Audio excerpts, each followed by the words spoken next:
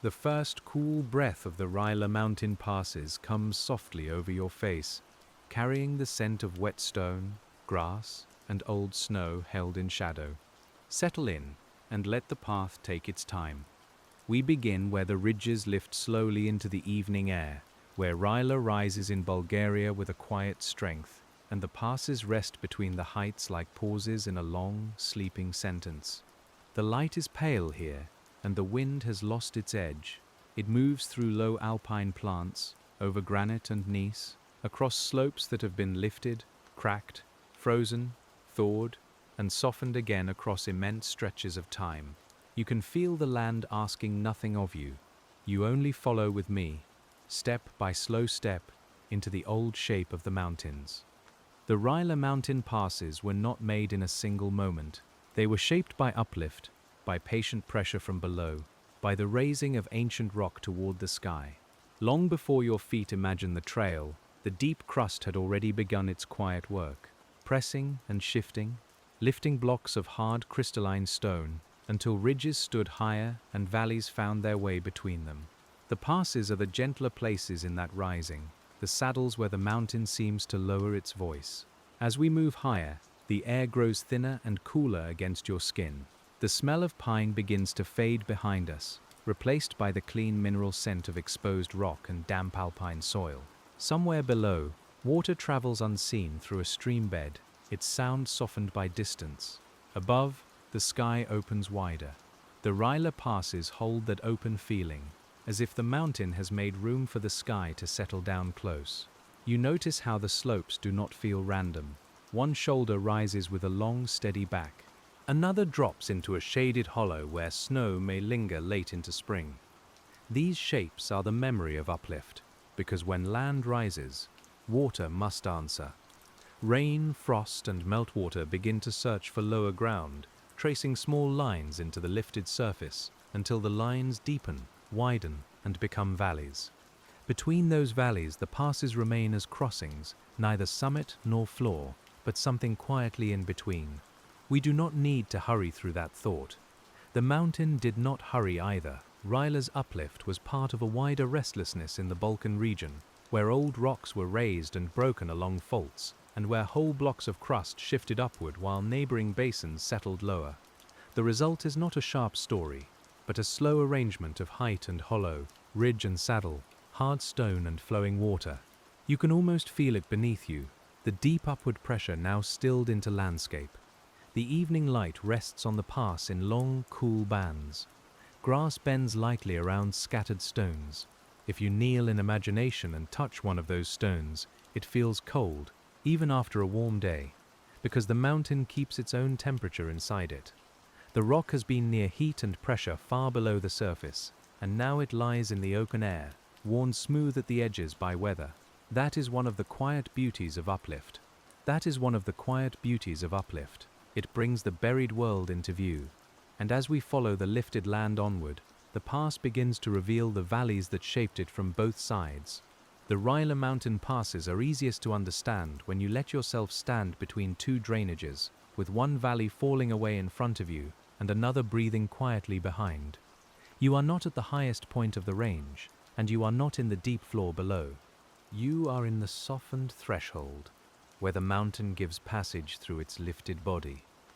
The air is cool enough to make each breath feel clear, and the silence has the faint grain of wind moving over stone. Here, uplift created height, but erosion gave that height its detail. As Rila rose, streams gained energy, because higher land gives water farther to fall. Water began to cut down into slopes, carrying sand, pebbles, and minerals away through narrow valleys. Frost entered cracks in the rock, expanded with winter cold, and widened the small weaknesses that already existed. The mountain lifted from below, while the surface was gently taken apart from above, and the passes formed where those two slow motions met. You can picture this without strain. Imagine a broad rising block of old rock, its surface first high and simple, then gradually carved by weather. Valleys deepen on either side, ridges remain between them. At certain places the ridge lowers, not because it failed, but because faults, joints, glacial ice and running water found easier lines through the stone. Those lower lines became passes. They are not gaps of emptiness. They are records of where the mountain was most willing to be crossed. The Rila landscape carries a special calm because so much of it is built from ancient crystalline rock. Granite, gneiss, schist, and other hard rocks give the range its firm, pale bones. They do not dissolve easily. They resist, but not forever. Over long ages, even the strongest stone yields to cold nights. Flowing water, roots, ice, and the small repeated touch of weather. You feel that patience in the pass, in every rounded boulder, and every hollow where water gathers after rain. The ground under you may be uneven, but it is not restless now. It has already done most of its rising. The uplift that raised Rila belongs to deep geological time, while the wind you hear belongs to this moment, brushing past your ear and then going on without urgency. That contrast is soothing. The old movement remains visible, but the present is very still. You are held between the deep past below and the dimming sky above. Small alpine plants live in that meeting place. Moss settles into cracks where dust and moisture have gathered. Short grasses lean away from the prevailing wind. In summer, flowers open close to the ground, keeping low in the clear air. Their roots enter the weathered skin of the mountain, and though each plant is brief, together they help hold fine sediment in place. Life in the Rila passes does not need to be loud to matter. It only needs to stay. As we continue, you may notice how each pass has its own quiet mood. Some feel broad and open, with a rolling saddle between slopes. Others are narrower, with rock walls rising close and the path bending out of sight. This difference comes from structure. Faults and fractures guide erosion. Rock type changes the pace of weathering. Ice once moved through high basins and leaned into the land with great weight, leaving some thresholds smoothed, some sharpened, and some deepened into gentle corridors. Below the lifted ridges, the valleys breathe upward with cooler air, and we move toward the traces of ice that once softened the high Rila stone.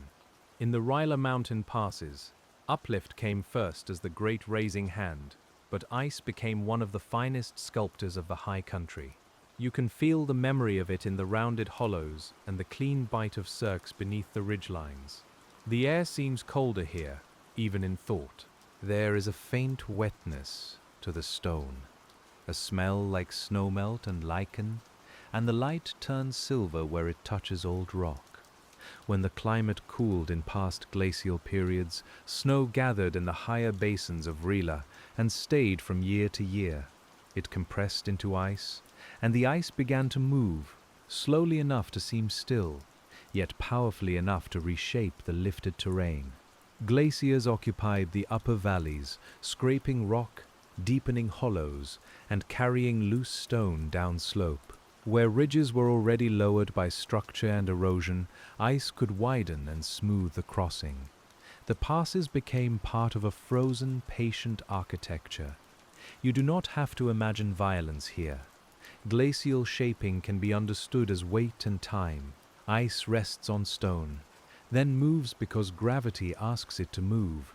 It presses grains of rock against the bed below, polishing here, plucking there, rounding a shoulder, sharpening a divide, and leaving behind a landscape that still seems to remember cold. In the Rila passes, this memory is quiet. It appears as a basin holding a lake, a threshold worn open, a slope scattered with stones. The 7 Rila lakes are not passes themselves, but they belong to the same lifted and glaciated world. They rest in high hollows carved by ice, where uplift placed the land high enough for snow and cold to linger. When you picture them, picture dark water under a wide sky, with stone rims around each lake and the passes nearby connecting one basin to another. The water is clear and cold. It reflects clouds slowly, as if the sky has come down to sleep. Those lakes help us understand the passes because both depend on elevation. Without uplift, Rila would not have stood high enough to gather long-lasting snowfields in the same way. Without ice, Many high saddles and basins would have remained rougher, less open, less sculpted by that particular slow pressure. The mountain rose, and then the climate touched it. The passes are therefore not only tectonic features, they are places where deep earth, weather, water, and cold have spoken together. You can hear almost nothing at this height, except what the landscape allows. A distant trickle may thread beneath stones. Wind may pass over the grass with a dry, soft brushing sound. If there are clouds, their shadows move over the slopes without weight. The silence is not empty. It is layered with processes too slow for the ear, and as we stand there together, you begin to sense the mountain as something still becoming, though very gently. In the cracks around the pass, water freezes and thaws. This small rhythm continues today. It loosens grains and wedges stones apart, adding to the long work begun by Uplift. The broken pieces move downslope by gravity, by meltwater, by the soft creep of soil. A pass is maintained by these tiny departures. It stays lower because the landscape keeps adjusting, shedding what it no longer holds, letting fragments travel toward streams below. There is comfort in that kind of change. Nothing here needs to announce itself. The shape of the Rila passes is made from countless quiet acts, each one almost too small to notice. A flake of stone loosens, a thread of water deepens a line, a patch of snow protects the ground beneath it, then melts and feeds a stream. The lifted mountain relaxes slowly into form, and you are allowed to relax with it. And as the last trace of old ice fades from the high hollows, we follow the water down to where the passes open their hidden paths between valleys. The Rila Mountain passes gather meaning from water, because every saddle is also a choice offered to rain and snowmelt. Some drops fall to one side and begin one journey. Others fall a few steps away and enter another valley entirely. You can stand with us on that quiet divide and imagine water parting around your boots, not dramatically, but tenderly, as if the mountain is sorting its own breath. The surface may seem still, yet the pass is always listening to water. In spring, meltwater runs beneath snowbanks and appears suddenly as clear threads along the path. In summer, small streams thin and brighten over stones, their voices light and quick in the otherwise open hush. In autumn, rain darkens the soil and sharpens the scent of grass, moss, and mineral earth. Even when you cannot see water, you can feel its work in the softened cuts beside the trail. Uplift gives water its slope. The higher the land rises, the more strongly gravity guides flow downward, and in Rila, that downward movement has helped divide the range into ridges, basins, and passes.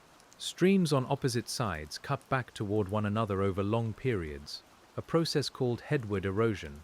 When two valley heads approach from different sides of a ridge, the remaining low place may become a pass. It is a meeting of almost touching valleys, separated only by a quiet crest. This is one reason passes feel so natural to the body. They follow the logic of the land. Your feet choose them because water has already explored the easier way, and because frost and rock structure have helped open the crossing. The path may feel human, but its first design is older. It belongs to the mountain's own settling, to uplift and erosion negotiating across time until a softer line appears. The Rila passes also show how drainage networks respond to rising land. When a mountain block lifts, streams may cut more deeply to keep their course. Some valleys become steep. Others are captured or redirected as erosion works back through divides. Over immense time, a stream on one side may eat into the headwaters of another, shifting the divide little by little. The pass is not fixed in some eternal way. It is stable enough for us to cross, but alive enough to remember movement. You can let that thought pass through you slowly. Even a divide can wander. Even a ridge can soften. Even a place that looks permanent is participating in change too gradual to trouble the evening. The Rila Mountain passes invite that kind of rest because they show change without hurry. They remind you that transformation can be almost silent, held inside the shape of a slope or the line of a valley. The sensory world here remains simple and generous. The air tastes clean. The stone smells faintly of rain, even when the day has been dry. Low plants brush the ankles in imagination, and their leaves hold a coolness that rises after sunset. The light, once broad and golden, begins to drain from the higher ridges, leaving the hollows blue. You can feel the pass becoming less a place of crossing and more a place of resting. Birds may move through the open air, small and dark against the fading sky. Insects grow quiet as the temperature falls. A marmot might have vanished into a burrow long before we arrived, leaving no sign but a softened patch near a rock. These lives are part of the pass too, using its grasses, stones, and sheltered edges. They do not need the whole mountain. They need the small protections created by uplift, weathering, and season. Below this, the water gathers more confidently, and we descend into the valleys that make the Rila passes feel high and gentle by comparison. The Rila mountain passes feel calm because the valleys around them are doing so much of the visible speaking. From the saddle, you look down into long troughs where forests collect in the lower air and streams draw silver lines through shadow. You can feel the temperature changing as we descend a little in thought. The wind softens. The scent of pine returns. The ground seems darker, richer, and more held. Valleys are the companions of uplift. When the land rises, the valleys deepen, and the contrast makes both forms clearer. A pass only feels like a pass because the ground falls away around it. In Rila, the lifted crystalline mass has been opened by river erosion, glacial carving, and structural weaknesses in the rock. The result is a landscape of high thresholds and descending corridors, where each pass belongs to a larger pattern of raised ridges and hollowed roots. You may notice the way sound changes in the valley air. Up on the pass, sound thins and slips away. Lower down, it gathers. Water becomes more audible, moving over stones with a steady, sleep-like murmur. Trees catch the wind and turn it into a softer texture. The smell of resin, damp bark, and cool soil rises around you. Even the light behaves differently, filtered through branches rather than poured openly across stone. The science here is gentle but exact. As uplift raised Rila, it increased relief, which means it created greater difference between high and low places. Relief gives energy to erosion. Rivers cut down, hill slopes shed rock, and the landscape adjusts toward balance without ever fully reaching it. Passes often remain where erosion from either side has lowered a divide, but not erased it. They are balances between removal and resistance, between the pull of valleys and the endurance of ridges. In the Rila passes, resistance matters. Harder rock can hold a ridge higher, while fractured zones can weather more easily and become saddles. Faults may create lines of weakness, and later erosion may follow those lines because the rock has already been broken. The pass, then, can be understood as a quiet inheritance. It receives the deep structure of the crust and translates it into a shape you can walk through. We keep the pace slow because the mountain teaches that pace. You do not need to name every mineral to feel the age beneath your feet. You do not need to measure every slope to understand that uplift has raised the land into weather, and weather has answered with patience. The Rila landscape is not a monument frozen outside time. It is a long conversation, and the passes are some of its softest phrases. Plants thicken as the valley approaches. Pines and spruces make a darker green than alpine grass. Their needles hold mist and release a faint, clean scent when the air cools. Roots enter cracks in the soil and rock, helping stabilize slopes while also widening openings with time. Fallen needles become humus. Humus holds water. Water feeds small streams. Even the forest participates in the shaping of the uplifted mountain, but in a quieter register. You can imagine pausing where the pass begins to tilt downward, with one hand resting on a cool stone. The valley below is not calling loudly, it is only present, breathing up its shade. The heights behind you remain pale. The lowland ahead grows blue. Between them, the Rila Pass holds your attention like a slow inhale, and you feel the comfort of being exactly between one world and another. And as we move from the valley edge back toward the high divide, the deeper structure of Rila begins to show through the quiet surface. The Rila mountain passes are surface places, but their story reaches far beneath the grass and snow. Under your imagined steps lies a foundation of old metamorphic and igneous rock, transformed and cooled long before the present ridges took their shape. These rocks have known burial, pressure, heat, fracture, uplift, and exposure. Now they meet the open air in a pass where lichen grows slowly across them, softening their hard history with pale green and gray. Uplift is not simply a mountain rising like a single solid piece. It often happens through blocks, faults, tilting, and regional movements that change the height of land over long periods. In and around Rila, tectonic forces helped raise the Massif while nearby basins and valleys developed around it. This made strong contrasts in elevation. It also gave rivers and glaciers a stage on which to work, because raised stone becomes available to weather, water, and ice. You can think of the pass as the visible edge of invisible architecture. Faults below may guide valleys above. Fractures within the rock may decide where frost can enter. Differences in mineral strength may influence whether a slope stands firm or rounds away. None of this needs to be imagined as forceful in the present moment. The present moment is quiet. You hear only wind, water, and perhaps the small shifting of loose gravel underfoot. The deep structure gives the Rila passes their dignity. They are not accidental notches. They are shaped by the long relationship between the crust and the climate. The land rises, the weather lowers, and the pass remains as a negotiated place. It is strong enough to belong to a mountain range, yet low enough to invite movement across it.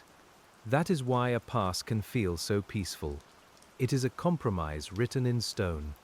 The light is dimmer now, and the first coolness of night settles into hollows. Rock releases the day's warmth slowly, but the air around it has already begun to chill. If you breathe in, the scent is sharper than before, with mineral dust, damp moss, and the faint sweetness of alpine plants. The sky above the Rila ridges grows larger as it darkens, and the pass seems to widen into silence. There is life here, but it keeps to small gestures. Moss cushions the bases of stones. Lichens mark the exposed faces of boulders with patient color. Beetles move under fragments of rock, where moisture lasts longer. Roots grip shallow soil in narrow pockets protected from wind.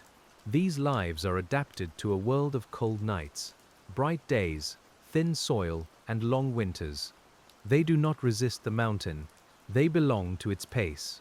When we speak of uplift, we are also speaking of exposure. Rock once hidden becomes surface. Surface becomes habitat. Habitat becomes texture, scent, color, and quiet movement. The Rila mountain passes are therefore not only geological crossings, they are ecological thresholds, where elevation shapes temperature, water, soil, wind, and the kinds of life that can remain. The science becomes intimate when you notice it this way, close enough to touch. You may feel, as we linger here, that the pass is neither empty nor crowded. It is simply sufficient. There is enough stone to hold the slope, enough soil for roots, enough moisture for moss, enough cold to keep the air clear. The uplifted land has made a place of restraint, and restraint can be restful. Nothing here asks to be more than it is. And as the night gathers over the lifted stone, we follow the pass into the slow weather that continues shaping Rila even now.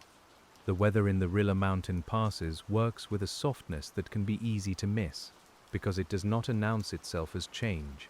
It arrives as cold beads of moisture on grass, as mist caught among stones, as frost drawing a pale edge around each leaf before sunrise.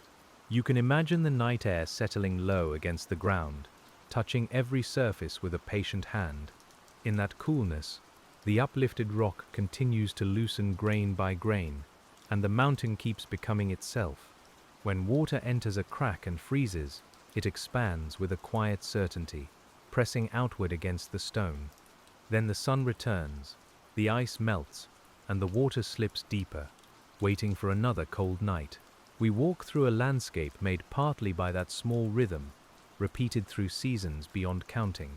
In the Rila passes, frost weathering helps open the rock, making little shelves, loose fragments, and pale fields of stone that rest below steeper slopes.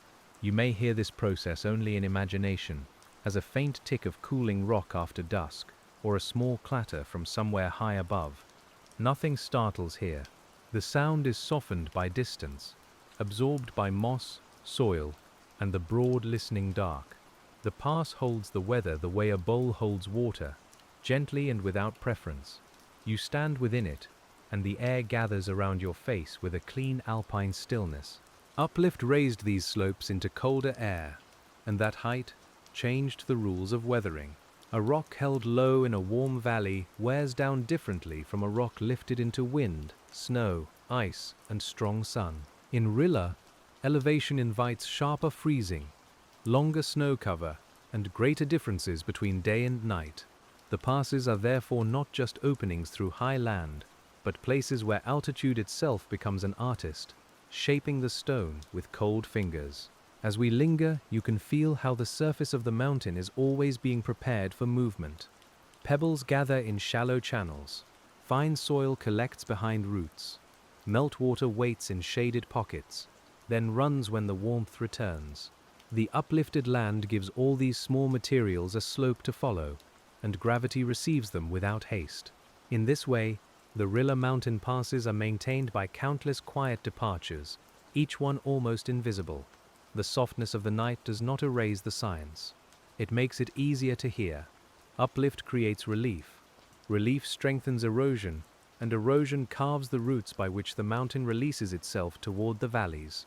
But when you stand here, those words become sensations. Relief is the cool drop of air from a ridge. Erosion is the smoothness of a stone in your palm. Uplift is the long breath of land rising beneath your feet. The Rila passes can also hold snow in sheltered hollows, long after the brighter slopes have cleared. You might picture a late patch tucked beneath a dark ledge, its surface softened to blue-white grain, melting from below into a thread of water.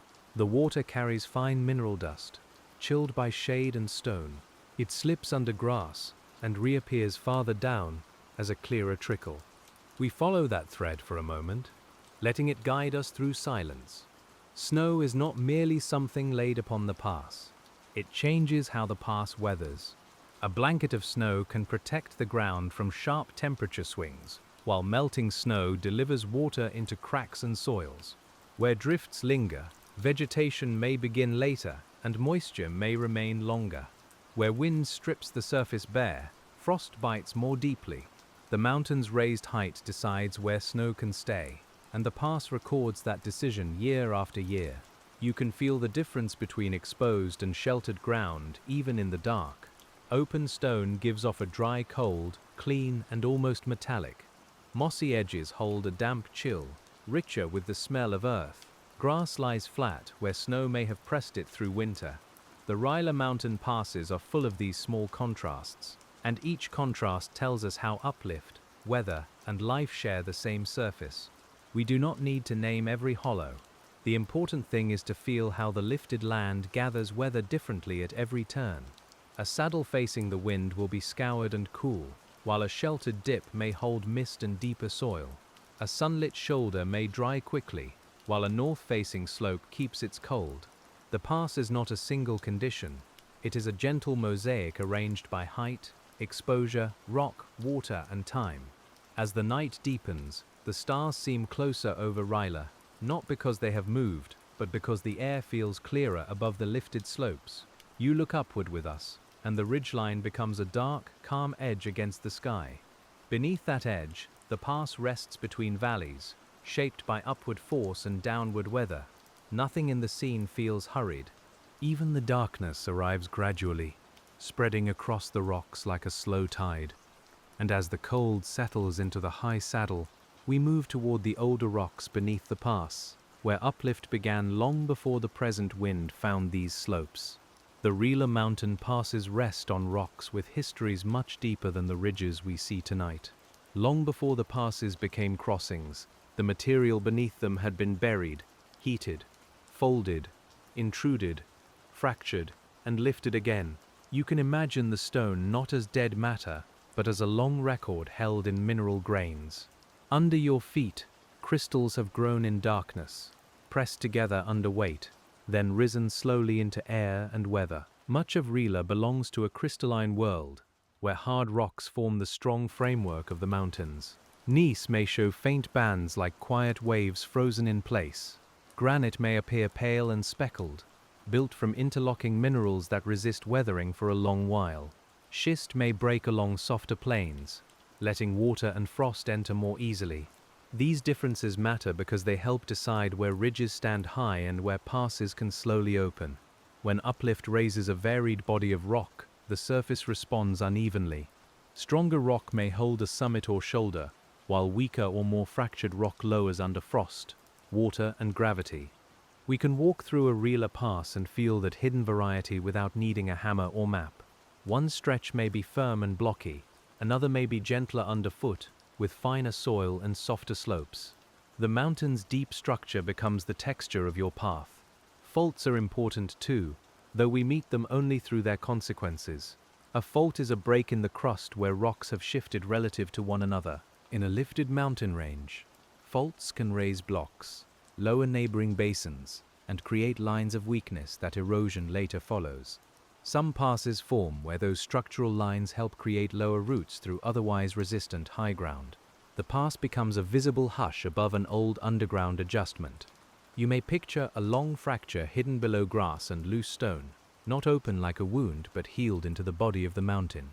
Water finds it, frost enters it, roots explore it. Over time, the line becomes easier for erosion than the unbroken rock beside it. The Rila Mountain passes may owe some of their gentleness to these inherited weaknesses, where the lifted land offered a quieter way through its own strength. There is peace in realizing that weakness and passage are often the same thing in a landscape. A fracture can become a valley, a lowered divide can become a pass, a place where stone yields can become the place where water, wind, animals, and people move most naturally. Rila does not make these thresholds as failures. It makes them as part of its balance, as a mountain rising and opening at once. The air near the ground is colder now, and if you imagine touching the rock, your palm meets a firmness that seems older than thought. A grain of quartz may catch the last hint of light. A flake of mica may glimmer faintly and then disappear as the angle changes. The details are small, but they carry deep time. We slow down for them because sleep often begins when attention rests on something steady. Uplift brings deep rock upward, but exposure gives it a second life. Once at the surface, the stone becomes part of weather, soil, water, and habitat. Minerals break down into clays and nutrients. Cracks become shelter for roots and insects. Fragments move downhill and enter stream beds, where they are rounded and carried onward. The Rila passes are their 4 places of transformation, where the interior of the earth becomes an alpine surface under a quiet sky. If you listen inwardly, the pass begins to feel like a held breath between burial and erosion.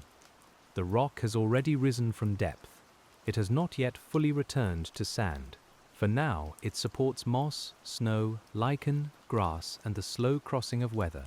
You are present during the middle of a very long process, and nothing about that process asks you to hurry. It is enough to rest in the middle. The Rila mountain passes also remind us that mountains are not simply built upward. They are revealed upward, as overlying material is stripped away and deeper rock appears. Uplift and erosion can work together so closely that the mountain rises while its surface is lowered. This may sound like a paradox, but the land understands it easily. Stone rises from below, while rain and frost take from above, and the visible ridge is what remains between. And as the older rocks settle into darkness around us, we turn toward the living skin of the pass, where thin soil and quiet roots soften the uplifted stone. The Rila mountain passes are not bare geology. Even when the rock seems to dominate the view, a living skin rests over much of the lifted land, thin in places, thicker in hollows, held together by roots, mosses, lichens, and fine organic matter. You can smell it when the air grows damp. It is the scent of cold soil, wet leaves, resin, and mineral dust, gathered into one soft breath. Soil forms slowly at high elevation because cold slows decay. Wind removes fine particles, and steep slopes do not hold loose material easily. Yet soil still gathers wherever the pass allows it, behind a stone, in a shallow depression, along the gentler side of a saddle. Fine grains accumulate and mix with plant remains. Each small pocket becomes a beginning. The uplifted mountain, once hard and exposed, learns to hold tenderness in its cracks. We walk carefully through this imagined place because even the smallest plants belong to the shape of the pass. Low grasses keep close to the ground, reducing the force of wind. Cushion plants hold warmth near their leaves and flowers. Mosses store moisture like quiet sponges. Lichens cling to stone and begin the slow chemical work of weathering, releasing acids so mild and patient that their effect appears only across long spans of time. The life here does not cover the uplifted rock completely. It reveals it by contrast. A grey boulder with orange lichen feels more ancient because the lichen grows slowly. A thread of grass in a crack makes the crack more visible. A root crossing shallow soil shows how little is needed for life to remain. In the Rila passes, biology does not hide geology. It listens to it, follows it, and makes it softer. As uplift raised Rila, climate zones moved upward along the slopes. Forests occupied lower elevations, while subalpine shrubs, meadows, and alpine communities settled higher where conditions allowed. The passes became transitional places, where wind, exposure, snow cover, and slope angle shape which plants can persist. Some saddles may carry open grassland, others may lie near the upper edge of forest. Each one is a quiet meeting between height and life. You can feel that transition in the air. Lower down, the forest smells resinous and enclosed. Higher up, the scent becomes cleaner, with more stone and less leaf mold. The pass often holds both memories, depending on the wind. A breath from below may carry spruce and damp earth. A breath from above may carry cold rock and snow. You stand between them, and the mountain seems to breathe through you. Animals use the Rila passes in ways that match the softness of the landscape. Small mammals move through grasses and among stones, finding shelter in burrows or rock gaps. Birds cross the saddle on shifting air. Insects search for flowers during brief warm hours. Larger animals may pass through quietly, using the open ground or forest edge as part of their seasonal movement. Their tracks fade quickly, but their presence belongs to the shape. A pass is a connector. Uplift created the high ridges that separate valleys, but the lower saddles allow movement across those separations. For water, wind, seeds, and animals, a pass can be a route rather than a barrier. This is one of the gentle lessons of Rila. The same forces that raise the land into height also create pathways through it. Division and connection can arise together, held in one landscape. We pause where a small patch of grass leans in the wind. Each blade has grown from soil made by broken rock and decayed life. Each root helps hold the soil against rain and frost. Each season adds a little more, or takes a little away. In the Rila mountain passes, the living surface is never separate from uplift. It is the current expression of the lifted ground, softening stone with patience. The darkness now has depth, not emptiness. You can imagine the plants closing themselves for night, the soil cooling, the stones losing the last memory of sun. The past does not become less alive, because it becomes less visible. Much of its work happens without being seen. Roots continue to hold. Moisture continues to gather. Fine grains continue to settle. The mountain continues its slow, almost sleeping exchange with the air. And as the living skin of the pass grows quiet beneath the night, we follow the slope toward the ancient basins where uplift framed the lakes and hollows of Rila. The Rila mountain passes often feel close to water, even when no stream crosses your path. High basins rest nearby, holding lakes, tarns, marshy patches, and snow-melt pools that shine under the open sky by day and darken into calm mirrors at night. You can imagine approaching one of these hollows slowly. The air cools, the ground dampens, the scent of wet grass and stone rises with a deep quiet. Uplift helped place these basins high enough for glacial ice to carve them and for cold water to remain. Ice once gathered in shaded cirques, deepening bowl-shaped hollows beneath the ridges. When the ice retreated, many of those hollows held water. Around them, passes connected one basin to another, or opened routes between glacially shaped valleys. The landscape became a chain of thresholds and cups, raised by tectonics and refined by cold. The lakes of Rila are often described for their beauty, but their beauty is also scientific. Clear water rests in basins shaped by the balance of rock strength, ice movement, and drainage. Some lakes occupy over deepened hollows where glaciers scoured more deeply into the bedrock. Others are held by rock thresholds or deposits left by ice. Around each one, the uplifted slopes rise quietly, and the nearby passes seem to watch over the water. You can stand beside such a lake in imagination and see the mountain upside down in its surface. The ridges bend slightly in the ripples. The pass appears as a low place in the dark outline of stone. If the wind rests, the reflection becomes almost complete. This stillness is not separate from uplift. Without the mountain's height, the basin would not have gathered ice in the same way, and the water would not rest here under the stars. Water in these high basins moves slowly through the landscape, even when it appears still. It seeps through soils, spills over thresholds, feeds streams, and joins larger rivers below. The pass guides some of this movement by dividing drainage. One side may carry water toward one valley, while another side sends it elsewhere. A few steps can change the destination of a drop. You can feel the delicacy of that division beneath the calm surface. The sensory world around a high Rila basin is beautifully spare.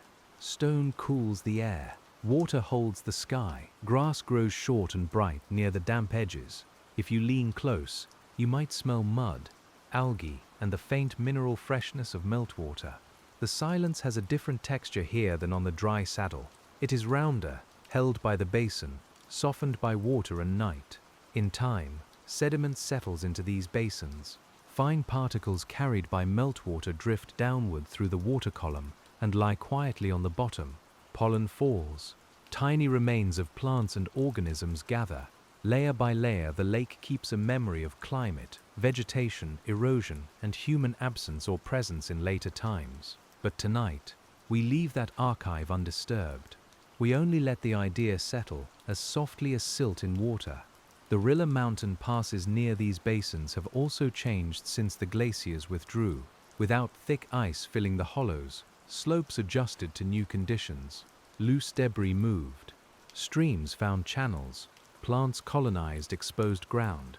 Frost continued to work the rock. The pass we cross now is therefore a post-glacial place, but also an uplifted place, and both histories are held together in the same quiet stones. There is comfort in water that rests high in the mountains. It has nowhere urgent to be. It may leave through an outlet, seep beneath a margin, or freeze under winter ice. But from the shore, it seems to keep time differently. We sit beside it in thought, and the Rila ridges around us lose their hard outlines.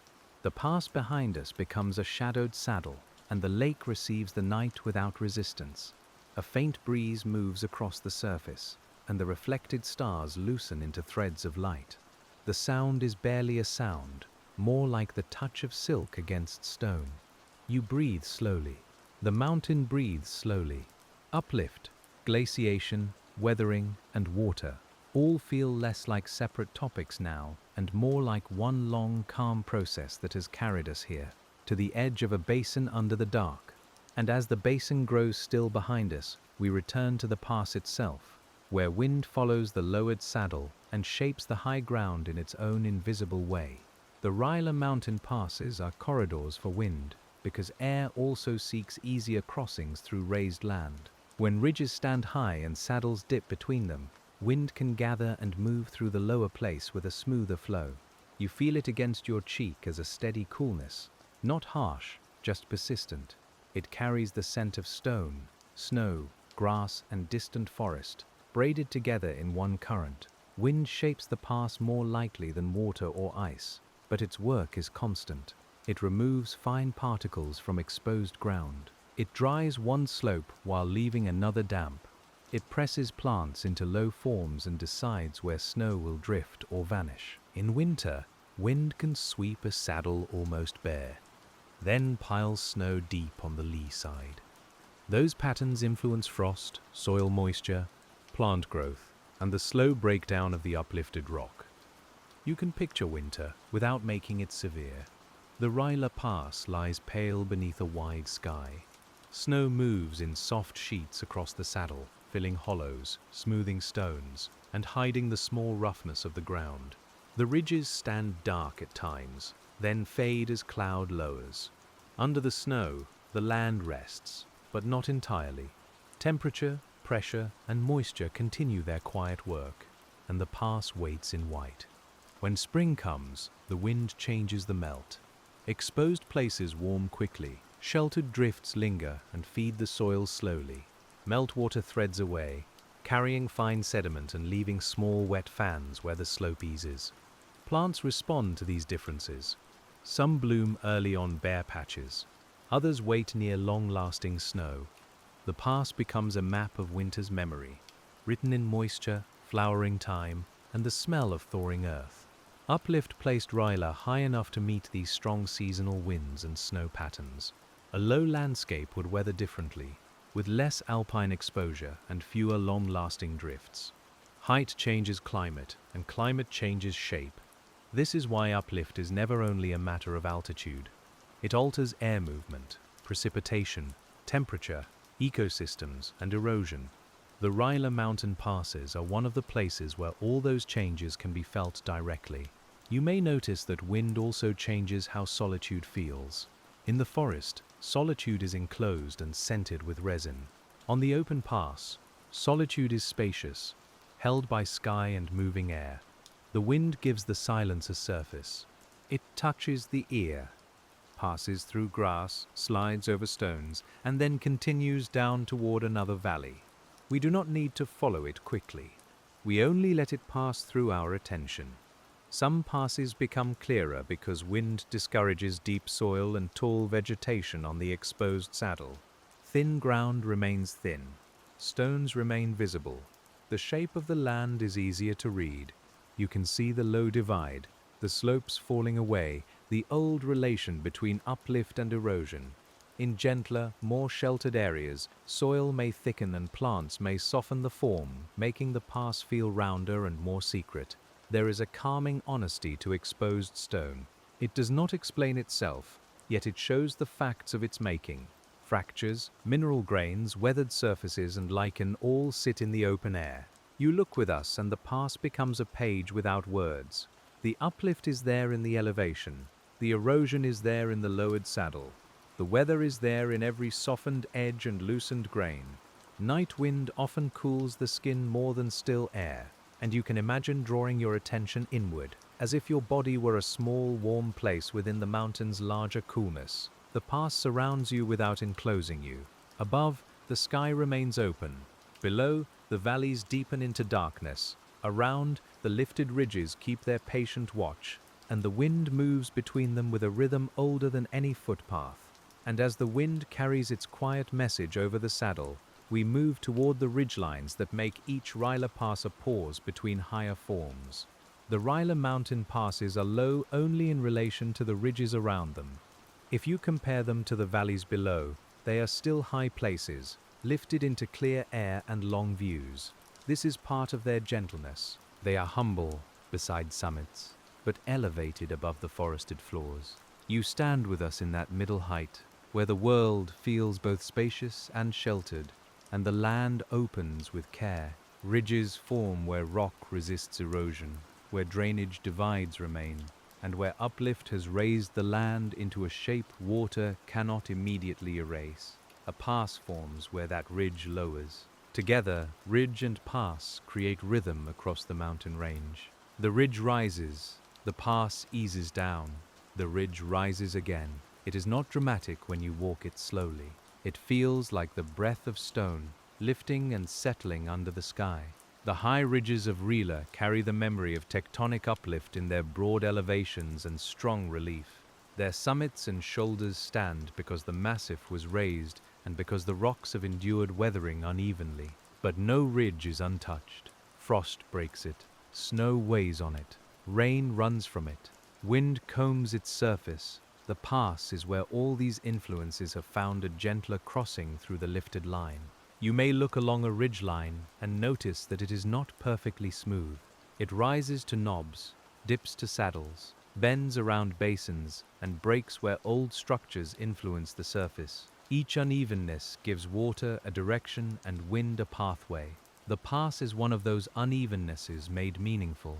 It gathers movement from both sides, It receives trails, snowmelt, shadows, and the inward attention of anyone who pauses there. In geological terms, a pass can mark a divide lowered by erosion, sometimes enhanced by faulting or differences in rock strength. In felt terms, it is a place where the mountain's height relaxes enough to be crossed. Both truths belong together. We can speak of relief, structure, and denudation, then feel the same ideas as cool air, sloping grass, and the view into two valleys. Science becomes restful when it returns to the senses. The ridges around the Rila passes also shape light. At dawn, one side brightens while the other remains blue. At noon, stone may shine pale and warm. At evening, shadows lengthen from the higher crests and pool in the saddle. Tonight, we are in that pooling hour, when the pass holds the last memory of day at its edges, while its center grows softly dark. The light does not vanish, it withdraws. You can imagine sitting on a smooth stone just below the ridge. The stone is cool through your clothes. The grass beside it smells faintly sweet, where it has been warmed and then dampened by evening. A small insect moves once and stops. Far below, water murmurs in a valley, but the sound is so thin that it becomes part of the silence. This is how the uplifted landscape enters the body. Rila's ridges and passes are also shaped by the long lowering of mountains after uplift. No mountain range rises without also being worn down. The balance between uplift and erosion determines how high and rugged a landscape remains. If uplift is strong or recent enough, relief may remain pronounced. If erosion dominates for long enough, ridges lower and passes broaden. The Rila passes speak from within that balance, neither newly sharp nor fully subdued. There is no need to imagine an ending to the mountain. The timescales are too long for urgency. What matters for us tonight is the calm fact of process. The ridge stands, the pass lowers, the valley deepens, the water runs, the wind crosses. Each piece continues, and the whole landscape feels complete because nothing is separate from anything else. You can rest inside that completeness without needing to hold it tightly. And as the ridgelines fade into the dark above us, we follow the old paths of water and stone down into the deeper memory of erosion.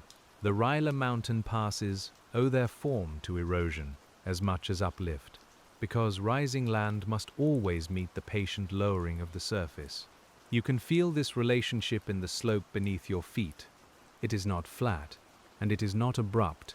It leans with a steady confidence toward the valley, carrying loose grains, meltwater, seeds, and shadows downward. The mountain rises in memory, while the surface slowly descends. Erosion is often imagined as removal, but in a sleep landscape it can be understood as release. A stone loosened by frost rests for a while, then shifts downslope. A grain of sand enters a rivulet and travels until the water slows. A fallen needle becomes soil, then part of a slope, then perhaps part of a stream bank. Nothing is hurried away. Materials change places, and the uplifted mountain redistributes itself through quiet motion. In Rila, streams have cut valleys into the raised Massif, and those valleys help define where the passes stand. As channels deepen, side slopes adjust. As slopes steepen, rock fall, soil creep, and wash carry material downward. Headwaters extend back toward divides, and where opposing valleys approach, the intervening ridge may lower. The pass is the remaining crest, softened but not removed, between two systems of water that keep leaning toward one another. You can imagine standing at such a divide during rain. Droplets strike grass with tiny sounds. Some bead on leaves. Some sink into soil. Some run along stone and gather in shallow lines. One small trickle turns left, another right, and their journeys part almost silently. The Rila mountain pass becomes a place of choice, made by gravity, though gravity itself feels gentle here, like a hand guiding water toward rest. Over long time, erosion can shift divides. A stream with steeper gradient or more discharge may cut back faster, capturing drainage from another side. This is called stream capture. and it can rearrange valleys around a mountain range. In the calm of the pass, such a process is almost impossible to witness directly, yet its possibility belongs to the landscape. The divide under your feet is stable for a human night, but not beyond geological change. That thought can be deeply soothing. The ground feels steady, and it is steady enough. At the same time, it participates in movement too slow to disturb you. Many forms of peace are like this. They are not the absence of change, but change slowed to a scale that can hold us. The Rila passes offer that feeling again and again, through stone, water, weather, and distance. The color of the land also tells the story of erosion. Freshly broken rock may look pale or bright. Weathered surfaces darken, redden, gray, or gather lichen. Soil deepens where fine material remains and plant matter accumulates. Stream beds show rounded stones sorted by water's strength. In the half-light, these colors fade toward blue and black, but you can still sense their differences through texture. Smooth, rough, damp, dry, rooted, loose. We keep moving slowly, because the pass is not a thing to get through. It is a place to inhabit. Your breath becomes part of the rhythm. Your attention follows the slope, then returns to the stone beside the path. You notice how erosion does not diminish the mountain's beauty. It creates the beauty. Without it, uplift would be only height. With it, height becomes valley, ridge, lake, meadow, and pass. The Rila Mountain passes show that the earth is most graceful when forces meet. Uplift alone would raise a block. Erosion alone would lower a surface. Together they create a landscape that can be crossed, seen, smelled, touched, and remembered. We are moving through that meeting now, with cool air on the skin and darkness gathering in the folds of the slopes. The science is quiet because the place itself is quiet, and as erosion carries the mountain outward grain by grain, we follow the softened trail toward the forests that rise from the lower edges of the passes. The Rila Mountain passes do not stand apart from the forests below them. They are connected by slope, water, soil, seeds, wind, and the gradual change of temperature with elevation. As we drift lower in thought, the open alpine air begins to thicken with the scent of needles and damp bark. The darkness feels warmer here, more enclosed. The ground gives slightly beneath your imagined step, cushioned by roots, needles, and humus. Forest changes the way uplifted slopes weather. Tree roots enter cracks and help hold soil, while also widening small openings in rock. Fallen leaves and needles add organic matter, which helps retain moisture. Shaded ground stays cooler and wetter, allowing chemical weathering to work differently than on exposed stone. Streams emerging from high passes may pass through these forests, carrying sediment from the alpine zone into lower valleys where the water slows and deepens. You can hear more in the forest edge than on the open pass. Water is closer. Wind becomes a low movement through branches. The air holds resin, wet wood, and the faint sweetness of decaying needles. If mist forms, it beads on twigs and gathers on moss. The mountain's uplift still matters here, but it is filtered through living cover. Height becomes climate, climate becomes forest, and forest becomes a softer form of geology. The upper tree line in mountains often reflects temperature, wind, snow, soil depth, and exposure. In Rila, forests climb the slopes until conditions become too cold, too windy, or too thin-soiled for trees to dominate. Passes near this boundary may feel especially tender because they hold both openness and enclosure. A few hardy trees may stand apart, shaped by wind, while meadows and stone fields continue above. You are between shelter and sky. This boundary is not fixed forever. Climate shifts can raise or lower it over long periods. Disturbance, soil development, and snow patterns also matter. Uplift created the elevation framework within which these ecological zones arrange themselves. The pass is part of that framework, a lowered crossing through high land that may concentrate wind, snow, moisture, and movement. It becomes a place where ecosystems meet, overlap, and quietly exchange seeds. We pause at the edge of the trees and look back toward the saddle. In the darkness, it is mostly a shape against a wider dark, but you know it now. You know that it is held by old rock. lifted by tectonic motion, carved by water and ice, softened by frost, dressed by plants, and crossed by wind. This knowing does not wake you. It settles like a warm blanket over the mind. The forest below receives what the pass releases. Pebbles move into stream beds. Fine sediment settles in calmer pockets. Water carries dissolved minerals into soils. Seeds may travel downslope, and cold air may drain through the valley at night. The pass is not isolated at the top. It is connected downward in many small ways, and the valley answers by growing denser, darker, and more fragrant around the descending water. There is a lovely humility in the way high places feed low places. Snow from the passes becomes streams. Weathered rock becomes soil. Open alpine meadows give way to forest, and forest gives way to deeper valleys beyond our view. Uplift raises the land, but the raised land sends gifts downward. You can rest with that image, a mountain quietly giving itself away through water, mineral grains, shade, and green. As night moves through the trees, the pass above seems farther away, though it remains connected by slope and stream. The sound of water grows steadier, and the air loses some of its sharpness. Your body may feel heavier now, as if descending from the pass also means settling more deeply into rest. The Rila landscape allows that. It holds height without tension, descent without urgency, and change without disturbance. And as the forest darkens at the lower edge of the pass, we turn again toward the high open ground, where the shape of the saddle holds the memory of ancient uplift. The Rila mountain passes are gentle thresholds, but they were born from forces that began far below any path. Tectonic uplift raised the mountain mass into relief, and that relief gave water, ice, and weather the opportunity to carve. You can stand on a saddle and feel only quiet, yet beneath that quiet is a long vertical story. Rock once buried now meets wind, and valleys once shallow now fall away in shadowed depth. This vertical story is one reason mountain passes feel so contemplative. They allow you to sense both rising and lowering at once. The ridge around you speaks of uplift. The valleys speak of erosion. The path through the saddle speaks of connection. In the Rila passes, all three are present in a single view, and the mind does not need to solve them. It can simply rest among them. Imagine the earliest stages after uplift, when streams began adjusting to a higher surface. Channels cut into the land.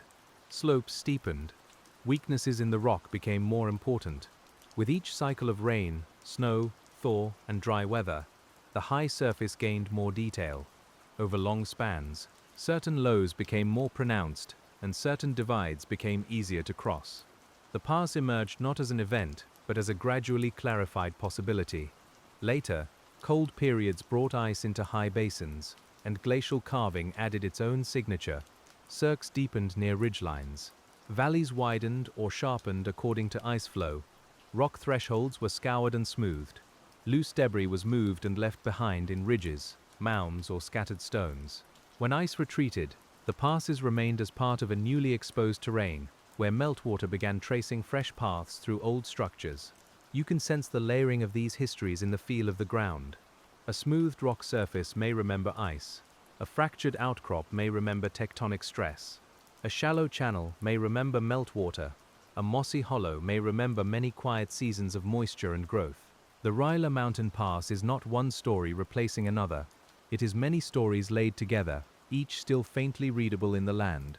The night makes these details less visible, but perhaps more present. Without strong daylight, you stop trying to examine everything. You feel instead. The cool slope, the open air, the faint scent of wet stone, the hush between ridges, the idea of valleys falling away on either side. This is enough. The mountain has always been larger than what can be seen in a single moment. Uplift continues in some mountain regions, though often at rates too slow for human senses. Erosion continues as well, always. In Rila, the present landscape reflects past uplift and ongoing surface processes, with the exact balance changing through time. We do not need precise measurements to feel the truth of it tonight. The pass is high because the land rose. It is open because the surface yielded. It is calm because both processes have become form. A small cloud may move over the ridge and hide a few stars. The temperature drops another little degree. Grass gathers dew. Stone grows darker as moisture settles into its pores. If you were to remain until morning, light would return slowly, revealing the same saddle in a different mood. But for now, we stay with the night version of the Rila passes, where geology feels like a low and steady voice. And as the old Uplift rests beneath the night air, we drift toward the slower meaning of a pass as a place between worlds. The Rila Mountain passes are places between, and that may be why they feel so suited to rest. They are between valleys, between ridges, between forest and open alpine ground, between old Uplift and present weather. You stand with us in that in-between space, and nothing demands that you choose a direction quickly. The pass allows pause. It holds movement in a softened shape, turning crossing into stillness. Geologically, a pass is often the lowest practical point along a ridge or divide. Emotionally, it can feel like a place where the mountain lowers its voice. The summit may draw the eye upward, and the valley may draw the body downward, but the pass keeps you balanced between them. In Rila, these saddles are shaped by immense processes, yet their experience is intimate. A cool breeze, a curved slope, a line of stones, a quiet view. You may imagine standing there at dawn now, though night remains around us. The eastern sky would pale first behind the ridges. Cold air would pool in the low places. Dew would shine on grass, and the rocks would hold a blue-gray tone before the sun touched them. The pass would appear again, not as something new, but as something patient enough to be rediscovered with each morning. The science of uplift is often described through forces, faults, crustal blocks, and regional tectonics. These are accurate words, and they matter. Yet on the pass, uplift can also be felt as spaciousness. It is the reason the horizon falls away. It is the reason the air is cool. The streams are swift, the forests arrange themselves by elevation, and the snow lingers in certain hollows. Uplift becomes atmosphere. Erosion, too, becomes more than a process. It becomes kindness in the land. It lowers the crossing. It opens the saddle. It rounds the stone under your hand. It makes room for soil, water, and roots. Without erosion, the lifted mountain would be less approachable, less varied, less full of quiet paths. The Rila Mountain passes owe their gentleness to the same forces that slowly take the mountain apart. There is no sadness in that taking apart. The stone becomes streambed, soil, meadow, and valley floor. The high place feeds the low place. The sharp edge becomes a rounded shoulder. The ridge becomes a pass. You can feel how the landscape is not losing itself, but changing form with enormous patience. That thought can be carried into sleep, because it asks nothing except that you rest. We continue along the saddle in imagination, with the ground rising slightly to one side and falling away on the other. The path is pale in the dimness.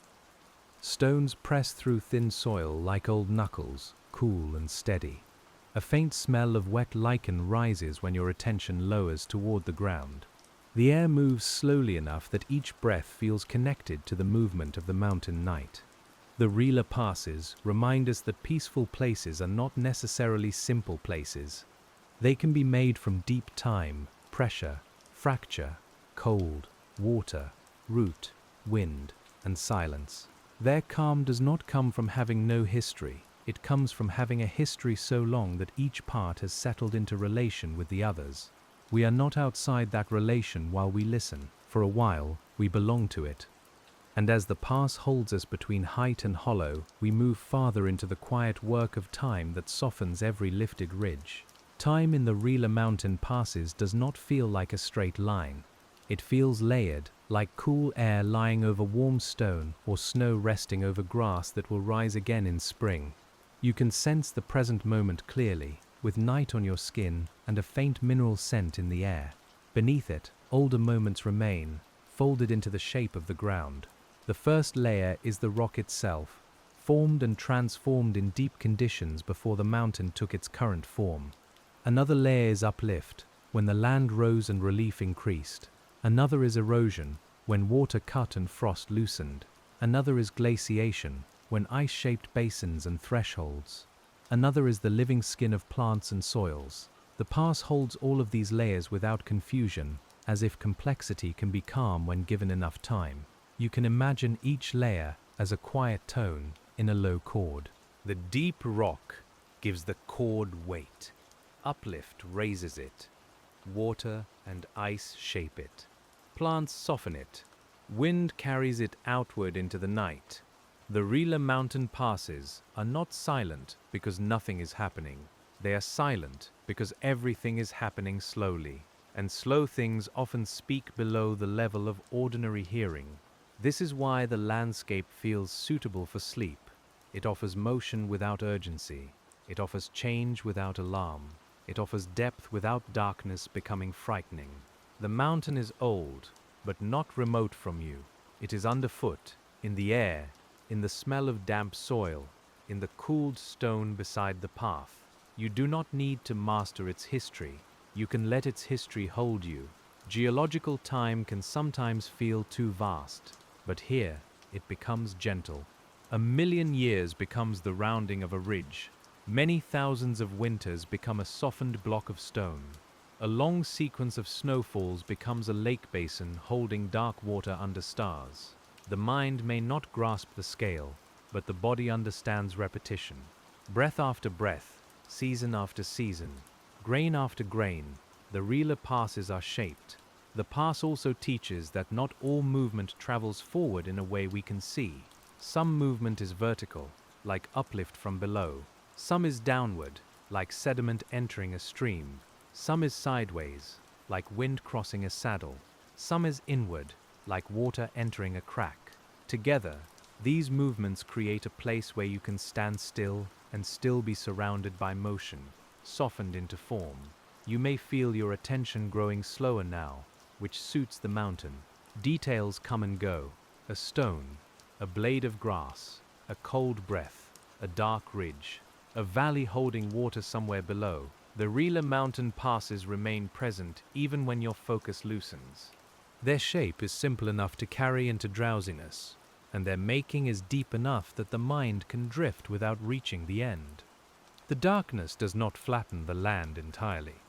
It leaves enough difference to feel. The ridge is a denser dark. The path is a paler dark. The hollow is cooler. The open slope receives more wind. You can sense the pass by temperature and space, even without sharp sight. This is a restful kind of knowing because it does not require effort. It is almost like being guided by the mountain's breath. And as time deepens around the saddle, we follow the faint path of sediment from the high pass toward the streams below. Sediment begins quietly in the Rila Mountain passes, often as something too small to notice. A mineral grain loosens from granite. A flake breaks from schist. A piece of weathered gneiss slips from a ledge and settles among grass. You might pass by without seeing it, yet this is how mountains travel. Not all at once, but as small fragments entering the long downhill. From the pass, loose material may move through many stages before reaching a river. It may rest behind a root for years. It may slide a few inches during thaw. It may be carried by a trickle during spring melt, then left in a shallow fan where the slope becomes gentler. Later, another rain may lift it again. The journey is interrupted, paused, resumed, and held, much like a drowsy thought returning and fading.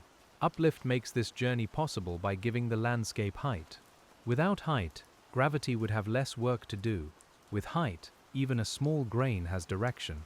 The Rila passes sit within this system of slow transfer, sending material from ridges into valleys, from hard rock into soil, from soil into stream, and from stream into wider basins beyond the mountains. The pass is both a crossing and a quiet source. You can imagine a clear stream below the saddle, its bed lined with stones of different sizes. The larger stones remain where water is strong enough to move around them but not lift them often. Smaller gravel shifts during higher flows.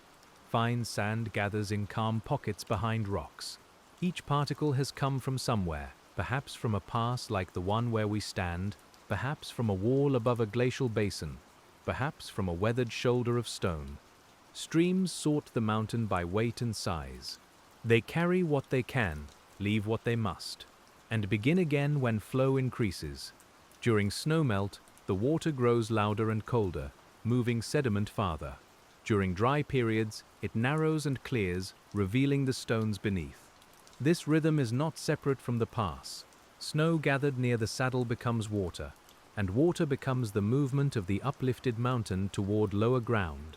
The sound of such a stream is one of the gentlest ways to understand erosion. It does not sound like destruction. It sounds like continuity. A murmur over pebbles, a soft drop over a small ledge, a hush where water slides beneath moss. The Rila Mountain passes, feed these sounds from above, and the sounds return upward through the valley air, softened by trees, distance and night. Sediment also carries minerals that influence soils below. As rock breaks down, nutrients become available to plants in small amounts. Weathered material from the high slopes may contribute to valley soils, stream terraces, and wet meadows. The mountain's geology becomes part of its ecology. Uplift reveals the rock. Weathering releases its elements. Water moves them. Roots receive them. In this way, the Rila passes nourish more than the eye can see. There is a calm generosity in that movement. The pass does not keep everything it is given. It allows stone to become soil elsewhere, water to become river, snow to become meadow moisture. You can let that generosity settle into your breathing. Holding and releasing are both part of the landscape. The mountain holds its ridges, and it releases its grains. The pass holds the crossing, and it releases the path. As the stream travels lower, it may leave the immediate world of the pass, but the pass remains within it as memory. Every rounded pebble carries a fragment of high ground. Every mineral grain in a lower meadow has an origin in rock. The valley is not separate from the mountain. It is the mountain rearranged, lowered, softened, and spread outward through water's patient work. And as those grains continue their quiet descent, we return to the high saddle where the stars now rest above the lifted Rila stone. The Rila Mountain passes under starlight, feel less like roots and more like resting places, as if the whole raised landscape has paused in the dark. You can stand with us in the open saddle and feel the cool air gather around your shoulders. The ridges are quiet, the valleys are hidden, the path is only a faint suggestion ahead, pale where stones catch a trace of light. At night, the science becomes less visual and more inward. You know that uplift shaped the height beneath you. You know that water and ice carved the neighboring hollows. You know that frost still loosens grains, and roots still hold soil where they can. But instead of examining these things, you feel them as support. The pass becomes a slow cradle of geology, wide enough for the imagination to rest inside. The stars above Rila appear steady, though they too are moving in ways too large and distant for ordinary sense. Their stillness matches the apparent stillness of the mountains. Both remind you that movement can be hidden by scale. The pass beneath your feet is part of a planet whose crust shifts, whose climate changes, whose waters circulate, yet tonight it offers only calm ground and cold air. That is enough. A soft night breeze crosses the saddle.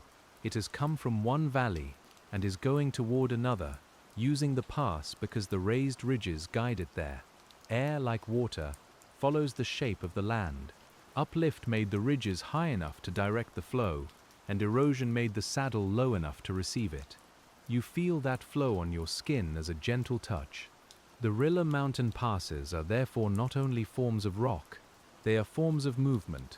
Wind moves through them, water begins near them, animals cross them, seeds pass over them, snow gathers and leaves them, even human attention moves through them, from valley to ridge, from stone to sky, from science to sleep.